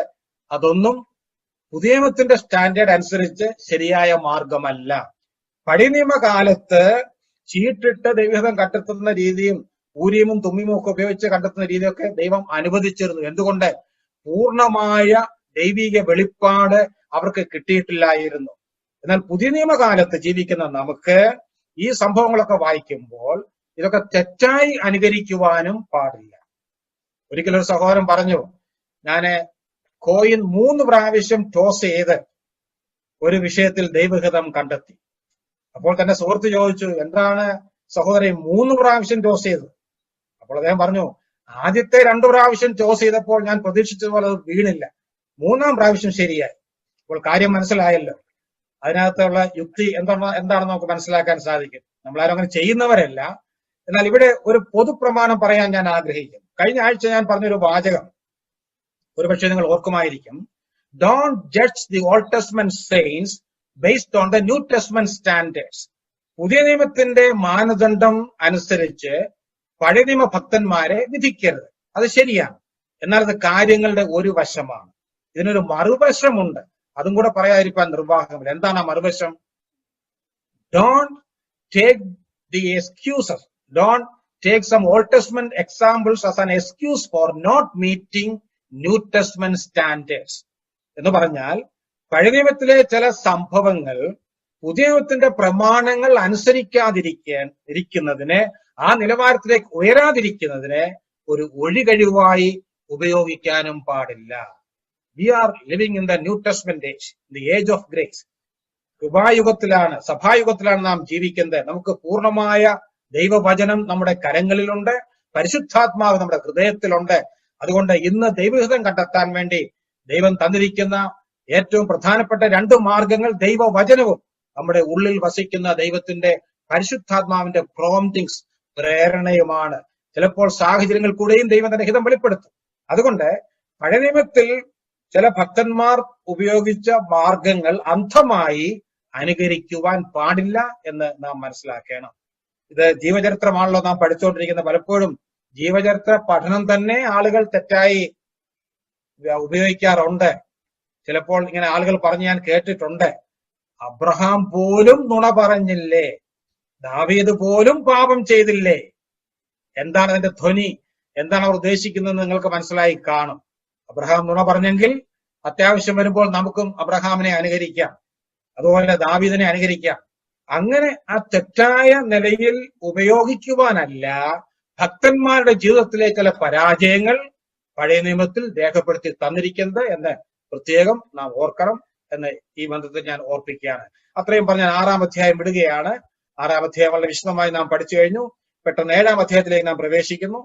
7-ാം അധ്യായം 6-ാം അധ്യായവുമായി താരതമ്യം ചെയ്യുമ്പോൾ ഒരു ചെറിയ അധ്യായമാണ്. 25 വാക്യങ്ങൾ മാത്രമേ ഉള്ളൂ. മാത്രമല്ല എല്ലാ വാക്യങ്ങളും വായിച്ച് വിശദീകരിക്കേണ്ട ആവശ്യവുമില്ല. അതുകൊണ്ട് ഇനിയുമുള്ള ഒരു 30-35 മിനിറ്റ് കൊണ്ട് ഇത് തീർക്കാൻ കഴിയും എന്ന് ഞാൻ പ്രതീക്ഷിക്കും. 7-ാം അധ്യായത്തിന് ഒരു തലക്കെട്ട് കൊടുത്താൽ ഇങ്ങനെ കൊടുക്കാൻ സാധിക്കും: victory through faith or victory by faith. വിശ്വാസത്താൽ വിജയം. വിശ്വാസത്തിന്റെ ഒരു അധ്യായമാണ് 7-ാം അധ്യായം. ശരി, എന്താണ് ഈ വിശ്വാസം എന്ന് പറയുന്നത്? വിശ്വാസം എന്ത് എന്ന് ചോദിച്ചാൽ പെട്ടെന്ന് എബ്രായർ 11:1 നാം ഉദ്ധരിക്കുക. ഹീബ്രൂസ് 11:1. വിശ്വാസം എന്നതോ ആശിക്കുന്നതിന്റെ ഉറപ്പും കാണാത്ത കാര്യങ്ങളുടെ നിശ്ചയവുമാകുന്നു. നല്ല വാക്യം. എന്നാൽ we should know the practical meaning of faith. വാസ്തവത്തിൽ വിശ്വാസം എന്നതുകൊണ്ട് വേദപുസ്തകം അർത്ഥമാക്കുന്നത് it is not simply the accepting some historical facts or accepting some truths. ചില വസ്തുതകളുടെ ബുദ്ധിപരമായ അംഗീകാരമല്ല വേദപുസ്തകം പറയുന്ന വിശ്വാസം. On the other hand, it is trusting in a person. ഒരു വ്യക്തിയിലുള്ള സമ്പൂർണമായ ആശ്രയമാണ്. വിശ്വാസം സമം ആശ്രയം. അത് നാം മറന്നു പോകരുത്. അതുകൊണ്ടാണ് പഴയ നിയമത്തിൽ പല ഭാഗത്തും യഹോവയിൽ ശരണപ്പെടുക, യഹോവയിൽ ആശ്രയിക്കുക, യഹോവയിൽ ചാരുക, ഈ പദങ്ങളൊക്കെ ഉപയോഗിച്ചിരിക്കുന്നത്. അതാണ് വാസ്തവത്തിൽ വേദപുസ്തകത്തിന്റെ കാഴ്ചപ്പാടിൽ വിശ്വാസം എന്ന് പറയുന്നത്. വിശ്വാസത്തിനൊരു പ്രാക്ടിക്കൽ ഡെഫിനിഷൻ ഒരു ഭക്തൻ ഇങ്ങനെ കൊടുത്തിട്ടുണ്ട്. വാൻസ് ഹാവ്നർ എന്ന് പറയുന്ന ഭക്തൻ എഴുതിയിരിക്കുന്നത്, faith is the ability to see the invisible and do the impossible. വിശ്വാസം എന്ന് പറയുന്നത് അദൃശ്യമായ കാര്യങ്ങളെ കാണുവാനും അസാധ്യമായ കാര്യങ്ങൾ ചെയ്യുവാനുമുള്ള കഴിവാണ്. Faith is the ability to see the invisible and do the impossible. അത് വളരെ ശരിയാണെന്ന് എബ്രായർ 11 വായിച്ചാൽ നമുക്ക് മനസ്സിലാക്കാൻ കഴിയും. ഇവിടെയും ഗിദെയോന്റെ ചരിത്രവും അത് തന്നെയാണ് വ്യക്തം ആക്കുന്നത്. അദൃശ്യമായ കാര്യങ്ങൾ കണ്ട് അദൃശ്യനായ ദൈവത്തെ കണ്ടതുപോലെ ഉറച്ചു നിന്ന് വീര്യം പ്രവർത്തിക്കുന്ന ഗിദെയോൻ. ദാനിയേൽ 11:32 നാം വായിക്കുന്നു, തങ്ങളുടെ ദൈവത്തെ അറിയുന്ന ജനം ഉറച്ചു നിന്ന് വീര്യം പ്രവർത്തിക്കും. ദാനിയേൽ 11:32. ശരി, ഈ അധ്യായത്തെ 3ആയിട്ട് നമുക്കൊന്ന് ഡിവൈഡ് ചെയ്യാൻ സാധിക്കും. ഒന്നാമത്തെ ഡിവിഷൻ വേഴ്സസ് 1 to 8, 1 മുതൽ 8 വരെയുള്ള വാക്യങ്ങൾ, there we see God testing the faith of Gideon. ദൈവം ഗിദെയോന്റെ വിശ്വാസത്തെ വീണ്ടും ടെസ്റ്റ് ചെയ്യുകയാണ്.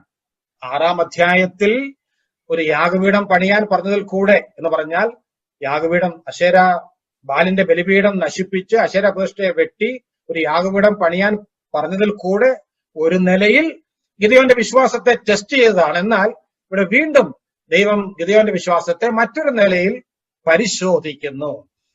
9-15, Judges 7:9-15, അവിടെ നാം കാണുന്നത് God encourages his faith. ദൈവം ഗിദെയോന്റെ വിശ്വാസത്തെ പ്രോത്സാഹിപ്പിക്കുന്നു. Then 16-25, 16 മുതൽ 25 വരെ God honors his faith. ദൈവം ഗിദെയോന്റെ വിശ്വാസത്തെ മാനിക്കുന്നു. ഞാൻ ഇതെല്ലാം ഗിദെയോനുമായിട്ടുള്ള ബന്ധത്തിൽ പറയുന്നു എങ്കിലും എന്നെ കേൾക്കുന്നവരൊക്കെ വളരെ വചനപരിജ്ഞാനം ഉള്ളവരാണ് എന്ന് എനിക്കറിയാം. ഇതെല്ലാം നമ്മുടെ ജീവിതവുമായിട്ട് ബന്ധപ്പെടുത്തി നാം ചിന്തിച്ചു കൊള്ളണം. എല്ലാ വാക്യങ്ങൾക്കും ഞാൻ അതിന്റെ ആപ്ലിക്കേഷൻ പറയാൻ എനിക്ക് സമയം കിട്ടുകയില്ല, എങ്കിലും അതൊക്കെ ആ നിലയിൽ നിങ്ങൾ മനസ്സിലാക്കിക്കൊള്ളണം. ഈ 3 കാര്യങ്ങളും നമ്മുടെ ജീവിതത്തിലും ശരിയാണ്. God will test our faith, God will encourage our faith, and God will honor our faith. അത് നാം മനസ്സിലാക്കണം. അതാണ് ഗിദെയോന്റെ ചരിത്രത്തിൽ നിന്ന് നമുക്ക് പഠിക്കുവാൻ കഴിയുന്നത്. ഈ വിശ്വാസത്തെ കുറിച്ച് മറ്റൊരു ഭക്തൻ J.G. Stipe എന്ന് പറയുന്ന ഒരു എഴുത്തുകാരൻ ഇങ്ങനെ എഴുതിയിട്ടുണ്ട്. ശ്രദ്ധിക്കുക, അദ്ദേഹം വിശ്വാസത്തെ ഒരു ടൂത്ത് ബ്രഷിനോട് ഉപമിച്ചാണ് പറഞ്ഞിരിക്കുന്നത്. So he writes, faith is like a toothbrush. Each one should have one and use it regularly. But using someone else's is not safe. It is not safe to use someone else's. Else's means either the toothbrush or the faith. അതാണ് ഉദ്ദേശിക്കുന്നത്. ഞാനത് മലയാളത്തിൽ പറയാം. വിശ്വാസം എന്ന് പറയുന്നത് ഒരു tooth brush പോലെയാണ്. ഓരോരുത്തരും അവനവന്റേതായിട്ടുള്ള ഒന്ന് ആവശ്യമാണ്. മാത്രമല്ല അത് ക്രമമായി ഉപയോഗിക്കുകയും ചെയ്യണം. മറ്റുള്ളവരുടെ അത് ഉപയോഗിക്കുന്നത് അത്ര സുരക്ഷിതമല്ല. കാര്യം മനസ്സിലായല്ലോ എന്ന് പറഞ്ഞാൽ, നാം പലപ്പോഴും നമ്മുടെ ബ്രദറൻ പാരമ്പര്യത്തിൽ വളരെ ഊറ്റം കൊള്ളുന്നവരാണ്. നല്ല കാര്യം. നമ്മുടെ പൂർവ്വ പിതാക്കന്മാരൊക്കെ വിശ്വാസ വീരന്മാരായിരുന്നു എന്നൊക്കെ നാം പറയാറുണ്ട്. നല്ല കാര്യം. എന്നാൽ നമ്മുടെ പിതാക്കന്മാരുടെ വിശ്വാസത്തെ എൻകാഷ് ചെയ്ത് ഇന്ന് നമുക്ക് ജീവിക്കാൻ സാധ്യമല്ല. It is a personal affair. It's a personal one. Just like toothbrush, we all should have our own faith. നമ്മുടെ തന്നെ വിശ്വാസം വരേണ്ടത് ഉണ്ടായിരിക്കേണ്ടത് ആവശ്യമാണ്. അത് വളരെ നല്ല ഒരു പ്രസ്താവനയായിട്ട് എനിക്ക് തോന്നുന്നു. ഇവിടെ അതുകൊണ്ടാണ് ദൈവം ഈ വിശ്വാസത്തെ പരിശോധിക്കുന്നത്. എന്തിനു വേണ്ടി ദൈവം വിശ്വാസത്തെ പരിശോധിക്കുന്നതെന്ന് ചോദിച്ചാൽ 2 ഉത്തരങ്ങൾ പെട്ടെന്ന് പറയാൻ ഞാൻ ആഗ്രഹിക്കുന്നു. ഒന്ന്, നമുക്ക് തന്നെ നമ്മുടെ വിശ്വാസത്തിന്റെ അളവ് ബോധ്യമാകുവാൻ. പലപ്പോഴും നാം എന്താണ് ചിന്തിക്കുന്നത്? നമ്മളൊക്കെ വലിയ വിശ്വാസ വീരന്മാരാണെന്ന് നാം തെറ്റിദ്ധരിക്കാറുണ്ട്. എന്നാൽ ജീവിതത്തിലെ ചില പ്രതിസന്ധികൾ, പ്രശ്നങ്ങളൊക്കെ വരുമ്പോൾ ദൈവം ഏതെങ്കിലും ഒരു സംഭവത്തിൽ കൂടെ നമ്മുടെ വിശ്വാസത്തെ പരിശോധിക്കുമ്പോഴാണ് നാം എത്രമാത്രം വിശ്വാസത്തിൽ കുറവുള്ളവരാണ്, നാം അല്പവിശ്വാസികളാണെന്ന് നമുക്ക് തന്നെ ബോധ്യമാകുന്നത്. ഇവിടെ വിശ്വാസം എന്നതുകൊണ്ട് ഞാൻ അർത്ഥമാക്കുന്നത് രക്ഷിക്കുന്ന വിശ്വാസമല്ല, പിന്നെയോ നിലനിർത്തുന്ന വിശ്വാസമാണ്. അനുദിന ജീവിതത്തിൽ ദൈവത്തിലുള്ള നിരന്തരമായ ആശ്രയം, അതിനെക്കുറിച്ചാണ് ഞാൻ ഇപ്പോൾ സംസാരിക്കുന്നത്. അതുകൊണ്ട് അതിനുവേണ്ടിയാണ് ദൈവം പ്രധാനമായും നമ്മുടെ വിശ്വാസത്തെ പരിശോധിക്കുന്നത്. 2, എന്തിന് ദൈവം വിശ്വാസികളുടെ വിശ്വാസത്തെ പരിശോധിക്കുന്നു? നമ്മുടെ വിശ്വാസത്തിന്റെ പരിശോധന വിലയേറിയത് എന്നൊക്കെ നാം പുതിയ നിയമത്തിൽ വായിക്കുന്നുണ്ട്. ആ ടെസ്റ്റിംഗിൽ കൂടെ God plans to strengthen our faith, നമ്മുടെ വിശ്വാസത്തെ ശക്തിപ്പെടുത്തുക. നമുക്കറിയാം, നമ്മുടെ ഫിസിക്കൽ മസിൽസ്, ശാരീരിക പേശികളെ ശക്തിപ്പെടുത്തുവാൻ വി നീഡ് ഫിസിക്കൽ എക്സസൈസ്. അതിനുവേണ്ടി ശാരീരികമായ വ്യായാമം അല്ലെങ്കിൽ വ്യായാമ മുറ ആവശ്യമാണ്. In the same way, in order to strengthen our spiritual muscles, we require some spiritual exercise, and the testing of faith is a spiritual exercise. നമ്മുടെ ശാരീരിക പേശികളെ ശക്തിപ്പെടുത്തുവാൻ വ്യായാമമുറ ആവശ്യമായതുപോലെ ആത്മിക പേശികളെ ശക്തിപ്പെടുത്തുവാൻ ആത്മിക വ്യായാമമുറ ആവശ്യമാണ്. അതാണ് വിശ്വാസത്തിന്റെ പരിശോധന എന്ന് പറയുന്നത്. ദൈവത്തിന് സ്തോത്രം. അതുകൊണ്ട് ദൈവം ഏതു കാലത്തും വിശ്വാസികളുടെ വിശ്വാസത്തെ പരിശോധിച്ചിട്ടുണ്ട്. അബ്രഹാമിന്റെ വിശ്വാസത്തെ പരിശോധിച്ചു, ഇയ്യോബിന്റെ വിശ്വാസത്തെ പരിശോധിച്ചു. ഇവിടെ നാം വായിക്കുന്നു, ഗിദെയോന്റെ വിശ്വാസത്തെ പരിശോധിക്കുകയാണ്. നമ്മുടെയും വിശ്വാസത്തെ ദൈവം പരിശോധിച്ചുകൊണ്ടിരിക്കുകയാണ്. അത് നാം തിരിച്ചറിയണം. ശരി, ഇവിടെ നാം ഞാനിത് മുഖവരിയായിട്ടാണ് പറഞ്ഞത്. 7-ാം അധ്യായത്തിലേക്കൊന്ന് വരാം. 7-ാം അധ്യായത്തിന്റെ 1-ാം വാക്യം വായിക്കാം. Chapter 7 verse 1. അനന്തരം ഗിദെയോൻ എന്ന യെരുബ്ബാലും അവനോട് കൂടെയുള്ള ജനമൊക്കെയും അതികാലത്ത് പുറപ്പെട്ട് ഹാരോദ് ഉറവിനരികെ പാളയമിറങ്ങി.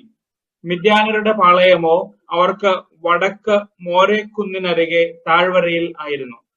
ഇവിടെ ഇസ്രായേൽ മക്കൾ വന്ന് യുദ്ധത്തിന് വേണ്ടി അവർ പാളയമിറങ്ങിയ കാര്യമാണ് പറയുന്നത്. അവിടെ ഒരു പദം ശ്രദ്ധിക്കണം. ഗിദെയോന്റെ പേര് യെരുബ്ബാൽ എന്നാക്കിയിട്ടുണ്ട്. അവനോട് കൂടെയുള്ള ജനം ഒക്കെ, സൈന്യമല്ല, ജനം. എത്ര പേരുണ്ട് അവർ? 3-ാം വാക്യം വായിച്ചാൽ അറിയാം, അവർ 30,000 പേരുണ്ട്. ഒരു ആൾക്കൂട്ടം. യാതൊരു ആയുധ പരിശീലനമോ യുദ്ധപരിശീലനമോ ഇല്ലാത്ത ഒരു പുരുഷാരം ഗിദെയോന്റെ പിന്നാലെ വരുന്നുണ്ട്. അവർക്ക് യാതൊരു ആയുധങ്ങളുമില്ല. അത് ഒരു വശത്ത് 30,000 പേരുള്ള ജനം. ഇനി മറുവശത്ത് ആരാണ്? മിദ്യാന്യരുടെയും അമാലേക്യരുടെയും കിഴക്ക് ദേശക്കാരുടെയും സൈന്യം. ഞാൻ നേരത്തെ പറഞ്ഞു, അവര് ലക്ഷക്കണക്കിനുണ്ട്. ഇവർ രണ്ടുപേരും യുദ്ധത്തിന് വേണ്ടി വന്ന് 2 സ്ഥലങ്ങളിൽ പാളയമിറങ്ങി. ഈ 2 സ്ഥലങ്ങൾ തമ്മിൽ വേദപണ്ഡിതന്മാർ പറയുന്നത് ഏകദേശം 4 മൈൽ അകലം മാത്രമുണ്ട്. പഴയ കാലത്ത് അങ്ങനെയാണല്ലോ യുദ്ധം ചെയ്യുന്നത്. 2 സ്ഥലങ്ങളിൽ അവർ പാളയം ഇറങ്ങും, പിന്നെ അവർ കുറെ കൂടെ അടുത്ത് വരും. ഒന്ന് ആലോചിച്ച് നോക്കുക, ഈ രംഗം ഒന്ന് ആലോചിച്ച് നോക്കുക. ഒരു വശത്ത് ലക്ഷക്കണക്കിന് സൈന്യം, യുദ്ധപരിശീലനമുള്ള യുദ്ധവീരന്മാർ, അവർക്ക് ആയുധങ്ങളുണ്ട്, അവർക്ക് ഒട്ടകങ്ങളുണ്ടെന്നൊക്കെ നാം പിന്നെ വായിക്കുന്നു. മറുവശത്തോ ഗിദെയോൻ എന്ന് പറയുന്ന ഒരു സാധാരണ കർഷകനും തന്നോടുകൂടെ 30,000 ആളുകളും. നമ്മുടെ സാമാന്യ ബുദ്ധി അനുസരിച്ച് ചിന്തിച്ച ഇങ്ങനെ ഒരു യുദ്ധമുണ്ടായാൽ ആര് ജയിക്കും? എല്ലാവരും പറയും തീർച്ചയായും മിദ്യാന്യർ യുദ്ധത്തിന് ജയിക്കും. കാരണം അവർ വലിയൊരു സൈന്യമാണ്. ഇവിടെ 30,000 പേർ. ഈ സമയത്തെ ഗിദെയോന്റെ മാനസിക അവസ്ഥ നാം ഒന്ന് ചിന്തിക്കണം.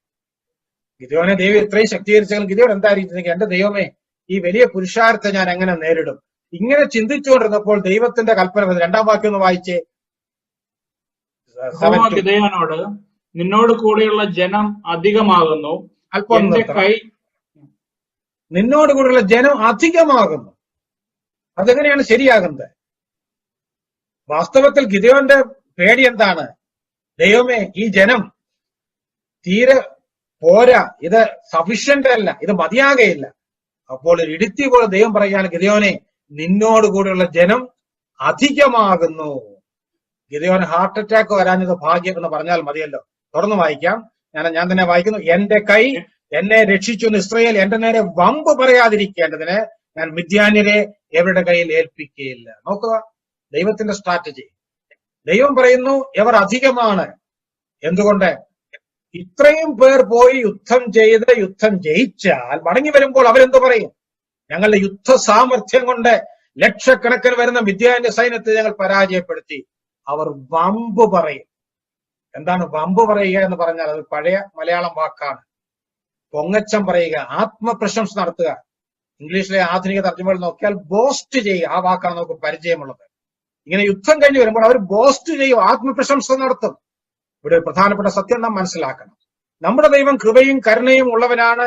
തന്റെ എല്ലാ കാര്യങ്ങളും മനുഷ്യരുമായി പങ്കുവയ്ക്കുവാനും താൻ സന്മനസ്സുള്ളവനാണ്. എന്നാൽ ദൈവം മനുഷ്യനുമായി ഒരിക്കലും പങ്കുവയ്ക്കാത്ത ഒരു കാര്യമുണ്ട്.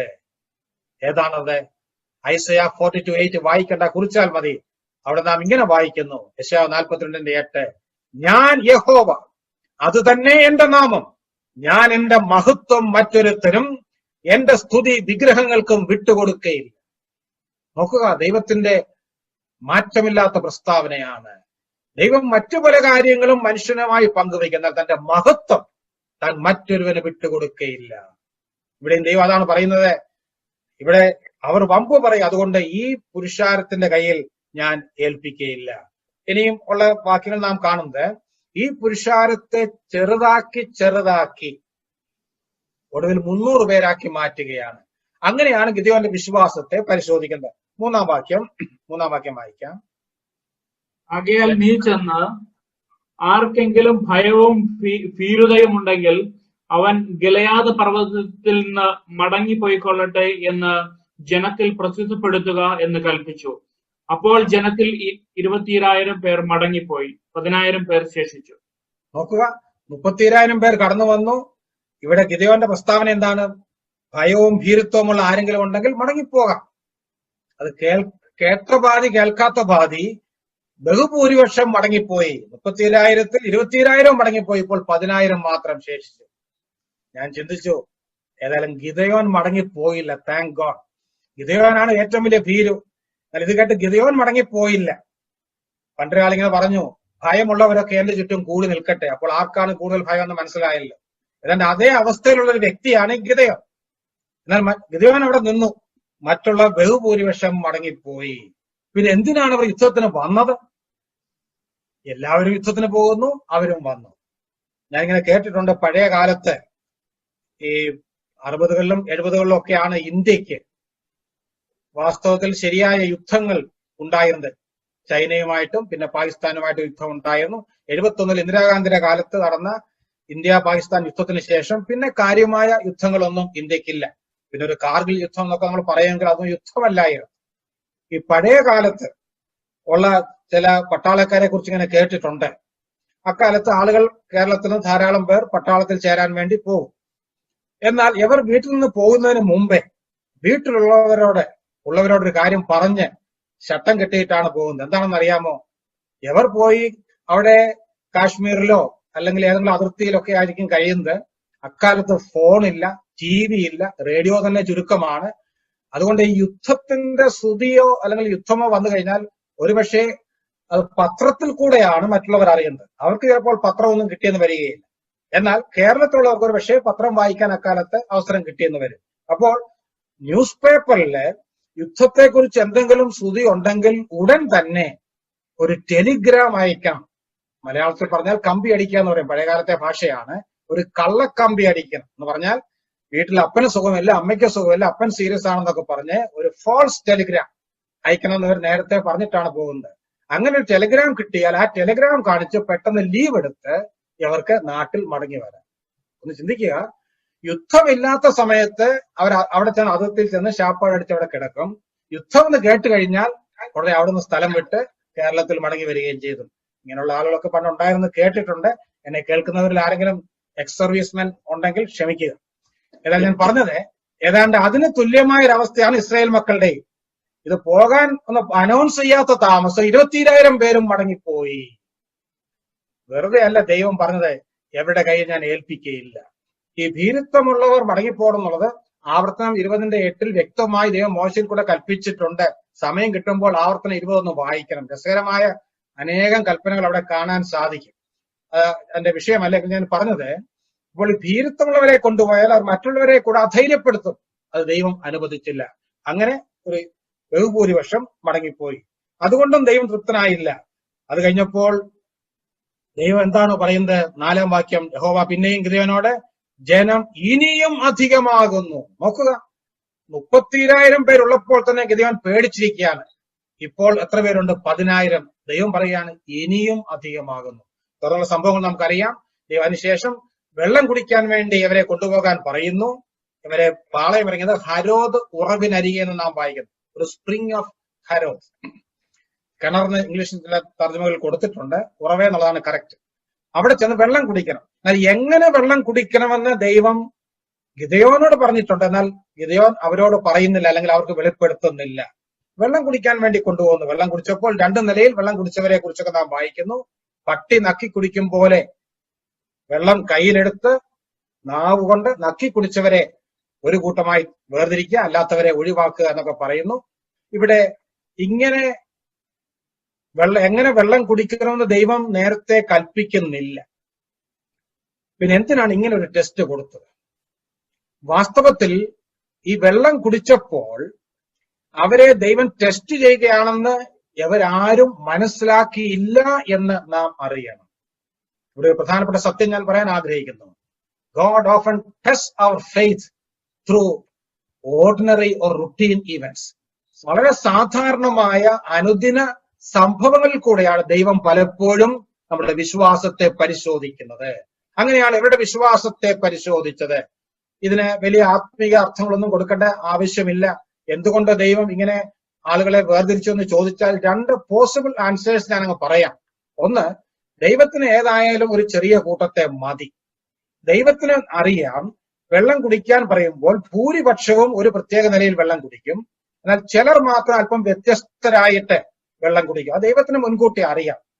അത് അറിഞ്ഞുകൊണ്ട് ദൈവം ഗിദെയോനോട് ഇങ്ങനെ കൽപ്പിച്ചു എന്ന് ചിന്തിച്ചാൽ മതി. മറ്റൊരു വിശദീകരണം ഇതിനെക്കുറിച്ച് കേട്ടിട്ടുള്ളത്, അതും ശരിയായിരിക്കാം.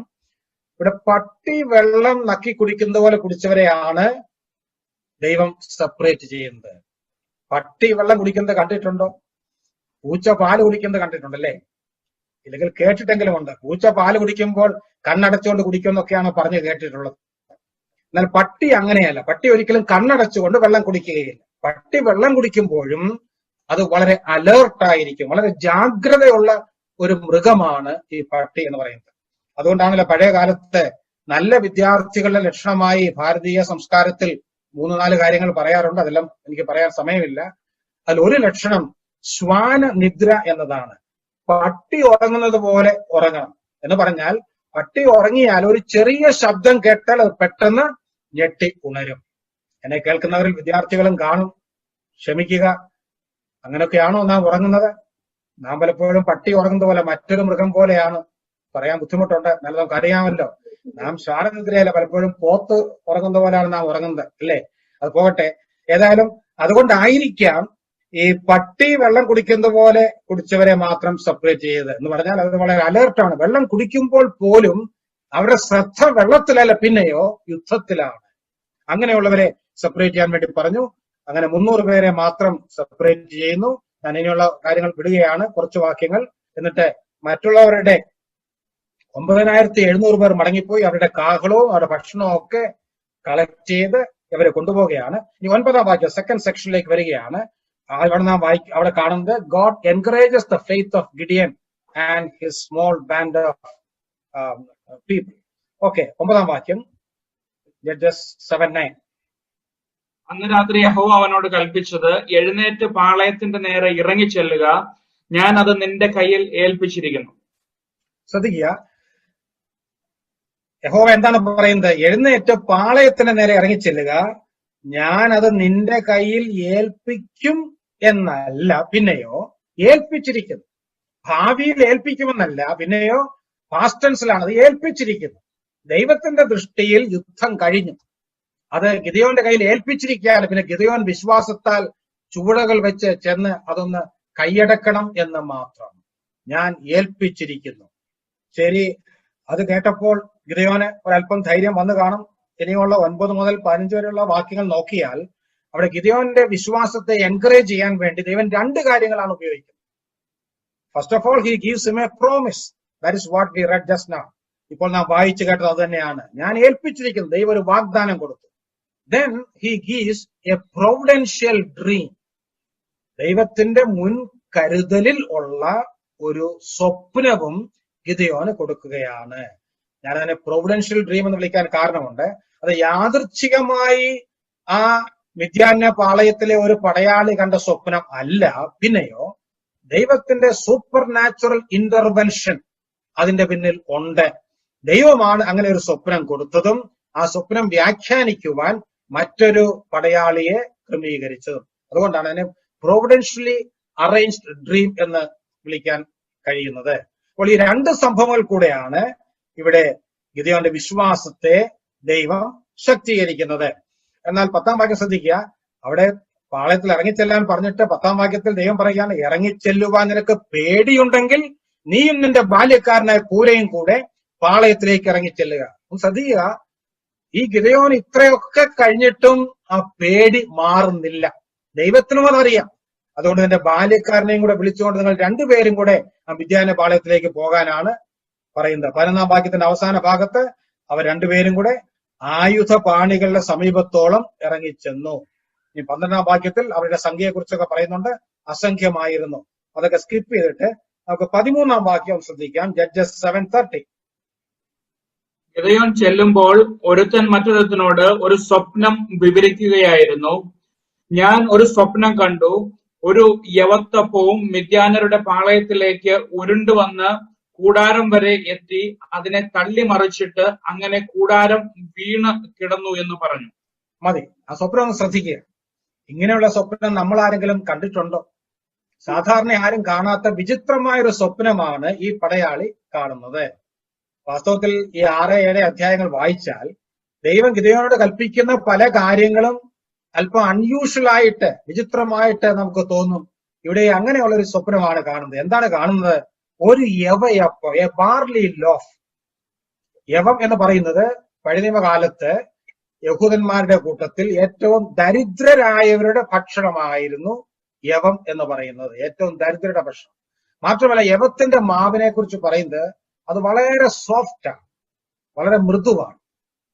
അപ്പോൾ ചുരുക്കി പറഞ്ഞാൽ ഒരു യവയപ്പം എന്ന് പറഞ്ഞാൽ ഏറ്റവും ബലഹീനമായ ഒന്നിന്റെ ചിത്രമാണ് യവയപ്പം കാഴ്ചവെക്കുന്നത്. ഒരു യവയപ്പം എങ്ങനെ ഉരുണ്ടുരുണ്ട് പോകും? അത് ചിന്തിക്കാൻ പോലും നമുക്ക് പറ്റുന്നില്ല. ഞാനതുകൊണ്ട് നമുക്ക് മനസ്സിലാകാൻ വേണ്ടി നമുക്കൊരു ബൺ ആയിട്ട് അങ്ങ് ചിത്രീകരിക്കാം. നമ്മൾ ബണ്ണിന്റെ ഷേപ്പിലാണ് ഈ യവയപ്പം നമുക്ക് ചിത്രീകരിക്കാം, അല്ലെ ചിന്തിക്കാം. അത് ഉരുണ്ടുരുണ്ട് പോയി എന്ത് ചെയ്തു? മിദ്യാന്റെ പാളയത്തോളം അത് ചെന്നിട്ട് അതിന്റെ കൂടാരം വരെ എത്തി. അതിനെ തള്ളി മറിച്ചിട്ടു അങ്ങനെ കൂടാരം വീണ് കിടന്നു എന്ന് പറഞ്ഞു. ഒരിക്കലും നടക്കാത്ത കാര്യം. യവയപ്പത്തിന് അതിൽ തന്നെ ശക്തിയില്ല, അതിന് നിൽക്കാൻ കഴിയത്തില്ല, ഉരുളാൻ കഴിയത്തില്ല. പക്ഷേ ഇങ്ങനെയുള്ള ഒരു യവയപ്പം ഉരുണ്ടുരുണ്ട് മിദ്യാന്റെ പാളയത്തിൽ വന്ന് അവരുടെ കൂടാരത്തെ തള്ളിമറിച്ചിട്ടു. അങ്ങനെ ഒരു വിചിത്രമായ സ്വപ്നം ഈ മിദ്യാന്യ പാളയത്തിലെ ഒരു പടയാളി അന്ന് കണ്ടു. ഇനി അവിടെ ദൈവത്തിന്റെ ടൈമിംഗ് ശ്രദ്ധിക്കണം. ഗിദെയോനും പൂരയും അവിടെ ചെന്ന ആ കൃത്യസമയത്താണ് ഈ പടയാളി ഉറങ്ങിയത് കൊണ്ടാണല്ലോ സ്വപ്നം കണ്ടത്. ഉറക്കമുണർന്ന് കൂട്ടുകാരനെ വിളിച്ചുണർത്തി ഈ സ്വപ്നം വിവരിക്കുന്നത്. ഗിദെയോൻ അത് കേൾക്കാൻ കഴിഞ്ഞു. ദൈവം മനഃപൂർവ്വം ഇത് ചെയ്തതാണ്. കാരണം വിശ്വാസം കേൾവിയാലാണ് ഉളവാകേണ്ടത്. അപ്പോൾ 14-ാം വാക്യത്തിൽ മറ്റേ പടയാളി അതിന്റെ വ്യാഖ്യാനം കൊടുക്കുന്നു. ഇത് യോവാശിന്റെ മകനായ ഗിദെയോൻ എന്ന ഇസ്രയേലിന്റെ വാളല്ലാതെ മറ്റൊന്നുമല്ല. ദൈവം മിദ്യാനെയും ഈ പാളയത്തെയൊക്കെയും അവന്റെ കയ്യിൽ ഏൽപ്പിച്ചിരിക്കുന്നു എന്ന് ഉത്തരം പറഞ്ഞു. നോക്കുക, ഈ മനുഷ്യത് എങ്ങനെ വ്യാഖ്യാനിക്കാൻ കഴിഞ്ഞു? ദൈവം തന്നെയാണ് ഈ ആശയം ഈ പടയാളിയുടെ മനസ്സിൽ കൊടുത്തത്. അതുകൊണ്ടാണ് ഞാൻ പറഞ്ഞത്, it is a providentially arranged dream. ആ ഇന്റർപ്രിട്ടേഷനും ദൈവം കൊടുത്തതാണ്.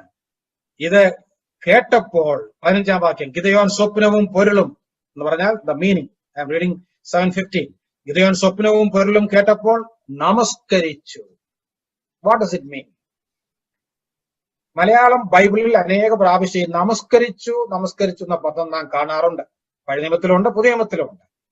ചിലപ്പോഴൊക്കെ അത് വായിക്കുമ്പോൾ നമ്മൾ ഇന്ത്യൻ സംസ്കാരത്തെ നമസ്തേ പറയുന്നു, അതുപോലെ നാം ചിന്തിക്കാറുണ്ട്. എന്നാൽ ഇംഗ്ലീഷിൽ നോക്കിയാൽ വർഷിപ്പ് എന്ന വാക്കാണ് ഉപയോഗിച്ചിരിക്കുന്നത്. യഹൂദന്മാർ പലപ്പോഴും ദൈവത്തെ കുമ്പിട്ട് നമസ്കരിച്ചവരാണ്, ആരാധിച്ചവരാണ്.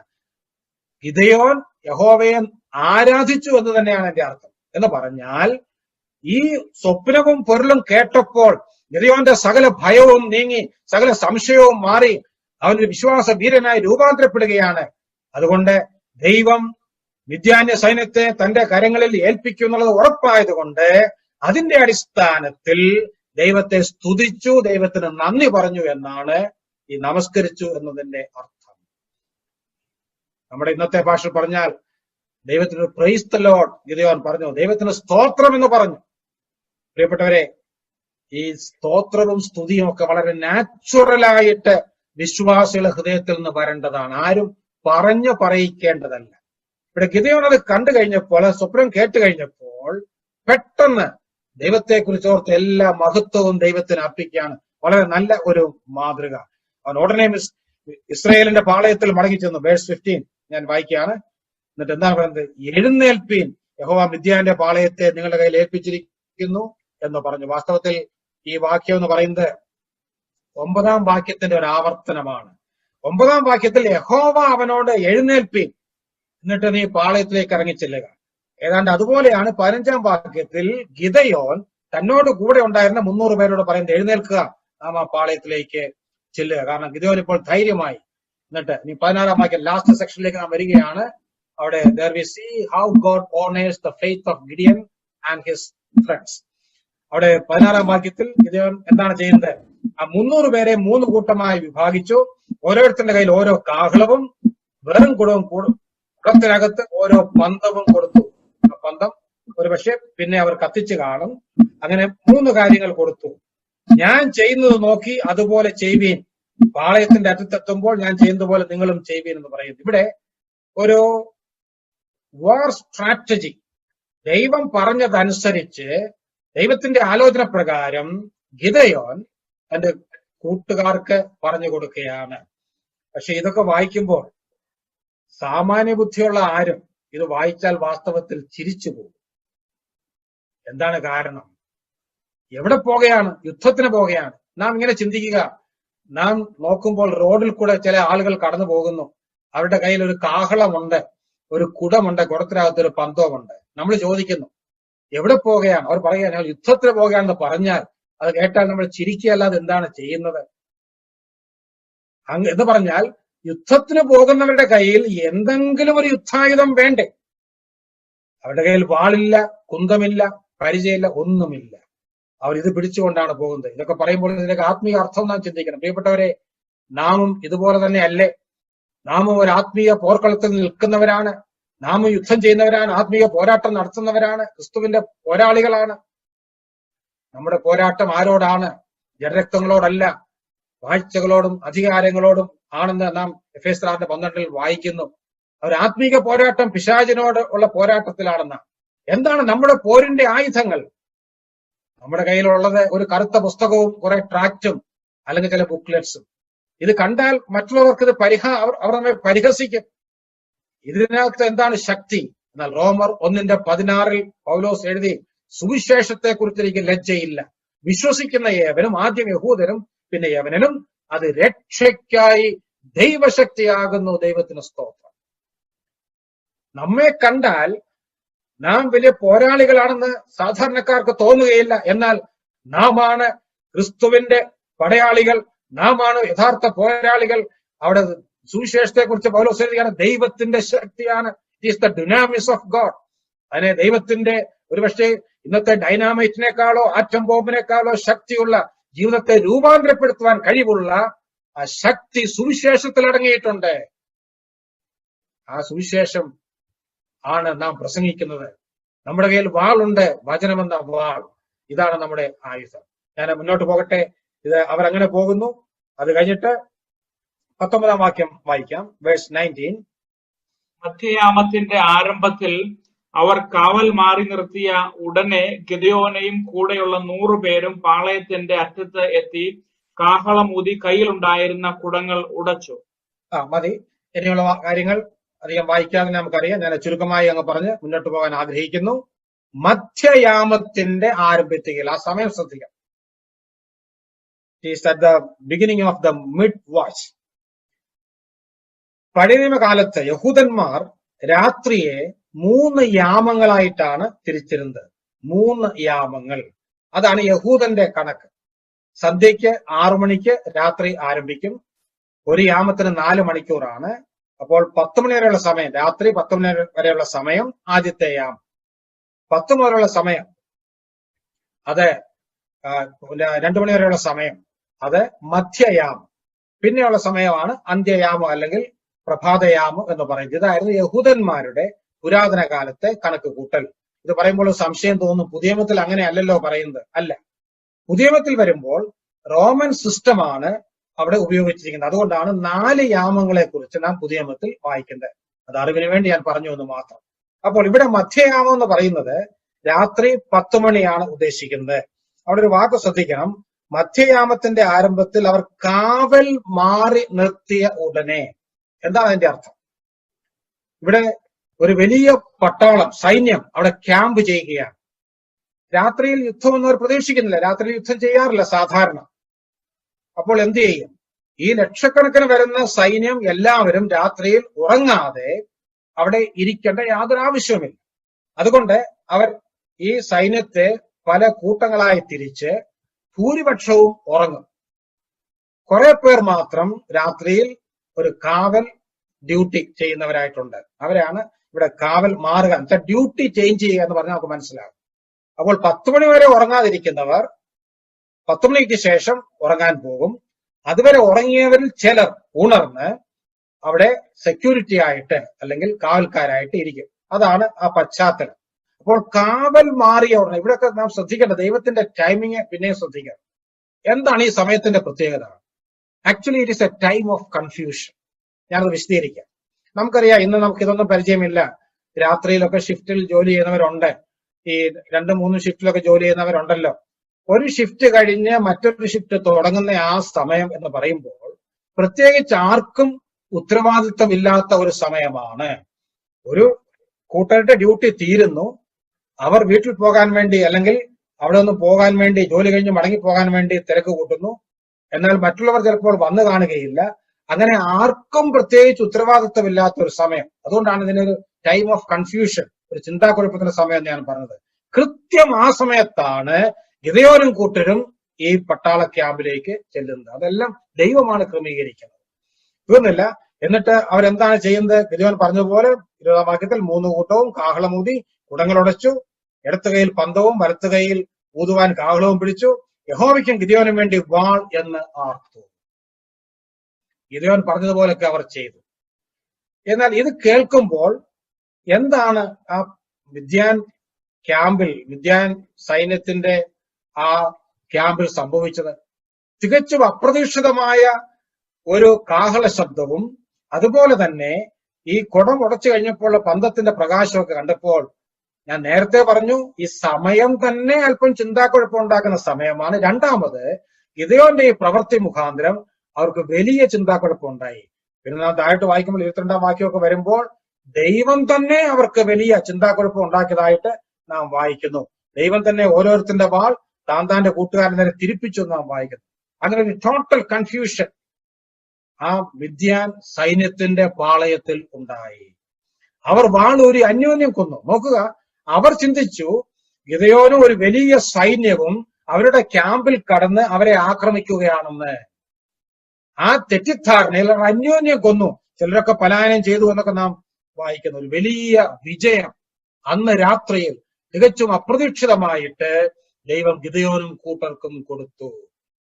ഇനിയുള്ള ഭാഗങ്ങൾ ചില സ്കിപ്പ് ചെയ്തിട്ട് 25-ാം വാക്യത്തിലേക്ക് വരുമ്പോൾ നാം വായിക്കുന്നു, ഓരേബ് സേബ് എന്ന 2 മിദ്യാന പ്രഭുക്കന്മാരെ അവർ പിടിച്ചു. ഓരേബിനെ ഓരേബ് പാറമേലും സേബിനെ സേബ് മുന്തിരിച്ചക്കനരികെയും വെച്ച് കൊന്നിട്ട് എന്ന് നാം വായിക്കുന്നു. ഒരു ചെറിയ കാര്യം ശ്രദ്ധിക്കണം. ഗിദെയോന്റെ ചരിത്രം ന്യായാധിപന്മാർ 6:11 ആരംഭിക്കുന്നത് ഒരു മുന്തിരിച്ചക്കിന്റെ കാര്യം പറഞ്ഞുകൊണ്ടാണ്. ഇവിടെ നാം വായിക്കുന്നത് ഈ യുദ്ധം അവസാനിക്കുമ്പോൾ പിന്നെയും ഒരു മുന്തിരിച്ചക്കിന്റെ കാര്യം പറഞ്ഞാണ് അവസാനിപ്പിക്കുന്നത്. അതിന് വലിയ ആത്മീക അർത്ഥമൊന്നും ഇല്ലെങ്കിലും അതിന് ഒരു പ്രത്യേകമായ ഒരു ഭംഗി ഉണ്ട്. ഞാൻ ഗിദെയോന്റെ ചരിത്രം ഇവിടെ തൽക്കാലം അവസാനിപ്പിക്കുമ്പോൾ പൊതുവായി ചില കാര്യങ്ങൾ കൂടെ ഗിദെയോനെ കുറിച്ച് നാം മനസ്സിലാക്കേണ്ടത് ആവശ്യമാണ്. ഗിദെയോൻ എന്ന് പറയുന്ന ഒരു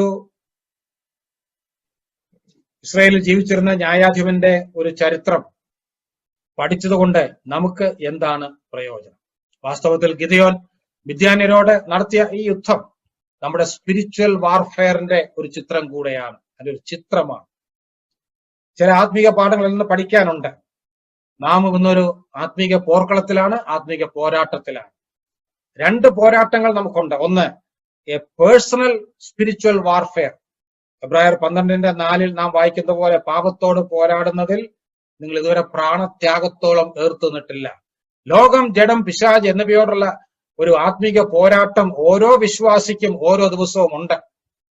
ആ പോരാട്ടം ഒരു വശത്ത്. മറുവശത്ത് വ്യക്തിപരമായും സഭയായും പിശാചിനോട് മറ്റൊരു പോരാട്ടമുണ്ട്. എന്ന് പറഞ്ഞാൽ പിശാചിന്റെ അധീനതയിൽ കിടക്കുന്ന ആയിരക്കണക്കിന് അവിശ്വാസികളെ, അല്ലെങ്കിൽ പിശാച് അടിമത്വത്തിലാക്കിയിരിക്കുന്ന ലക്ഷക്കണക്കിന് ആളുകളെ പിശാചുമായിട്ടുള്ള പോരാട്ടത്തിൽ നമ്മുടെ പോരിന്റെ ആയുധങ്ങൾ ജഡികങ്ങളല്ല, കോട്ടകളെ തകർപ്പാൻ തക്കവണ്ണം ദൈവസന്നിധിയിൽ ശക്തിയുള്ളതാണെന്ന് 2 Corinthians 10:4 2 Corinthians 10:4 നാം വായിക്കുന്നു. ആത്മീക ആയുധങ്ങൾ ഉപയോഗിച്ച്, വചനമാകുന്ന വാൾ ഉപയോഗിച്ച്, ആ ശക്തിയുള്ള സുവിശേഷം ഉപയോഗിച്ച് പിശാചിന്റെ അടിമത്തത്തിൽ കിടക്കുന്ന അനേകരെ അവിടെ നിന്ന് വിടുവിച്ച് സ്വർഗത്തിലേക്ക് റിക്രൂട്ട് ചെയ്യുന്ന ജോലിയാണ് ഇന്ന് ദൈവം നമ്മെ ഏൽപ്പിച്ചിരിക്കുന്നത്, സഭയെ ഏൽപ്പിച്ചിരിക്കുന്നത്. That is the greatest mission of the church today. ആ ഒരു പോരാട്ടത്തിലാണ് ആ പോരാട്ടം വിശ്വാസത്തിന്റെ പോരാട്ടമാണ്. നമ്മുടെ ആയുധങ്ങളും വിശ്വാസത്തിന്റെ ആയുധങ്ങളാണ്. ദൈവത്തിന്റെ സർവായുധവർഗം ധരിച്ചുകൊള്ളുക എന്ന് എഫേസ്യർ 6:10 വാക്യങ്ങൾ നാം വായിക്കുന്നു. ഒടുവിൽ കർത്താവിലും അവന്റെ അമൃതബലത്തിലും ശക്തിപ്പെടുവിൻ. 6:12 നാം വായിക്കുന്നു, നമുക്ക് പോരാട്ടമുള്ളത് ജഡരക്തങ്ങളോടല്ല, വാഴ്ചകളോടും അധികാരങ്ങളോടും ഈ അന്ധകാരത്തിന്റെ ലോകാധിപതികളോടും സ്വർലോകങ്ങളിലെ ദുഷ്ടാത്മ സേനയോടും അത്രേ. ആ ഒരു സ്പിരിച്വൽ വാർഫെയറിലെ സോൾജിയേഴ്സ് ആണ് ഞാനും നിങ്ങളും. അത് മറന്നു പോകരുത്. അതുകൊണ്ട് ആ വിശ്വാസത്തിന്റെ പോരാട്ടം പോരാടാൻ വേണ്ടി ദൈവം നമ്മെ വിളിച്ചിരിക്കുകയാണ്. എന്നാൽ ഗിദെയോനെ ഭയപ്പെടുത്തിയ ചിന്ത എന്താണ്? വി ആർ എ മൈനോറിറ്റി, ഞങ്ങളൊരു ന്യൂനപക്ഷമാണ്. ഒരർത്ഥത്തിൽ ആ ചിന്തയല്ലേ നമ്മയും ഇന്ന് ഭരിക്കുന്നത്. നാം എപ്പോഴും പറയാറുണ്ട്, നാം ന്യൂനപക്ഷമാണ്. Sometimes we say we are a microscopic minority. ശരിയാണ്, നാം ഒരു ന്യൂനപക്ഷമാണ്. പ്രിയപ്പെട്ടവരെ, നാം ഭയപ്പെടേണ്ട ആവശ്യമില്ല. ഇങ്ങനെ ഒരു ചൊല്ലുണ്ട്, one man with God is the majority. ദൈവത്തോടു കൂടെയുള്ള ഒരു മനുഷ്യനാണ് ഭൂരിപക്ഷം. നാം ന്യൂനപക്ഷമായിരിക്കാം, എന്നാൽ ഏതു കാലത്തും ദൈവം തന്റെ വൻ കാര്യങ്ങൾ നടത്തിയിട്ടുള്ളത് ഈ ന്യൂനപക്ഷത്തിൽ കൂടെയാണ്. ദൈവത്തിന് ഏതു കാലത്തും ഒരു ശേഷിപ്പുണ്ടെന്ന് നാം വായിക്കും. ആ ശേഷിപ്പിൽ നാമും അംഗങ്ങളാണ്. ദൈവത്തിന് സ്തോത്രം. ലൂക്കോസ് 12:32 കർത്താവിന്റെ ശിഷ്യന്മാരോട് പറഞ്ഞു, ചെറിയ ആട്ടിൻകൂട്ടമേ ഭയപ്പെടരുത്, നിങ്ങൾക്ക് രാജ്യം നൽകുവാൻ പിതാവിന് പ്രസാദമായിരിക്കുന്നു. ദൈവത്തിന് പ്രസാദമായി നിങ്ങൾക്ക് രാജ്യം നൽകുവാൻ പിതാവിന് പ്രസാദമായിരിക്കുന്നു നാം വായിക്കും. നാം ചെറിയ ആട്ടിൻകൂട്ടമാണ്, എന്നാൽ ഭയപ്പെടേണ്ട ആവശ്യമില്ല. ഗിദെയോനോട് എന്താണ് ദൈവം പറഞ്ഞത്? ആദ്യമേ വിളിച്ചപ്പോൾ പറഞ്ഞു, യഹോവ നിന്നോട് കൂടെ ഉണ്ട്. ആ വാഗ്ദാനം ഇന്നും നമുക്ക് അവകാശപ്പെടാൻ കഴിയുന്ന വാഗ്ദാനമാണ്. ആ ഗ്രേറ്റ് കമ്മീഷൻ മത്തായി 28:20 നാം വായിക്കുന്നു. അവിടെ മാത്യു 28:20 അവിടെ കർത്താവ് പറഞ്ഞു, ഞാനോ ലോകാവസാനത്തോളം എല്ലാ നാളും നിങ്ങളോട് കൂടെ ഉണ്ട്. ആ വാഗ്ദാനം നമുക്കുള്ളത് കൊണ്ട്, നമ്മെ അയച്ചത് കർത്താവായത് കൊണ്ട്, ദൈവത്തിന്റെ പരിശുദ്ധാത്മാവിന്റെ ശക്തിയിൽ ആത്മനിറവിൽ നമുക്ക് ജീവിക്കാം. നമുക്ക് ആത്മീയ പോരാട്ടം നടത്തുവാൻ കഴിയും. ഗിദെയോന്റെ ചരിത്രം നാം പുതിയ നിയമത്തിൽ ഒരു വാക്യത്തിൽ മാത്രമേ കാണുന്നുള്ളൂ. എബ്രായർ 12:32 വിശ്വാസ വീരന്മാരുടെ പട്ടികയിൽ നാം അല്പവിശ്വാസി എന്നും ഭീരുവെന്നും വിളിക്കുന്ന ഈ മനുഷ്യന്റെ പേര് ഉൾപ്പെടുത്തുവാൻ ദൈവത്തിന് പ്രസാദമായി. എന്താണ് ഗിദെയോന്റെ വിജയ രഹസ്യം എന്ന് ചോദിച്ചാൽ അതിങ്ങനെ പറയട്ടെ, it is not his ability but his availability. ഗിദെയോന്റെ വിജയരഹസ്യം എന്ന് പറയുന്നത് ഗിദെയോന്റെ കഴിവല്ല, പിന്നെയോ ഗിദെയോന്റെ ലഭ്യതയാണ്. പ്രിയപ്പെട്ടവരെ, അത് നമ്മുടെയും ആപ്തവാക്യമാകട്ടെ, നമ്മുടെ സ്ലോഗനാകട്ടെ. It is not our ability but our availability that matters.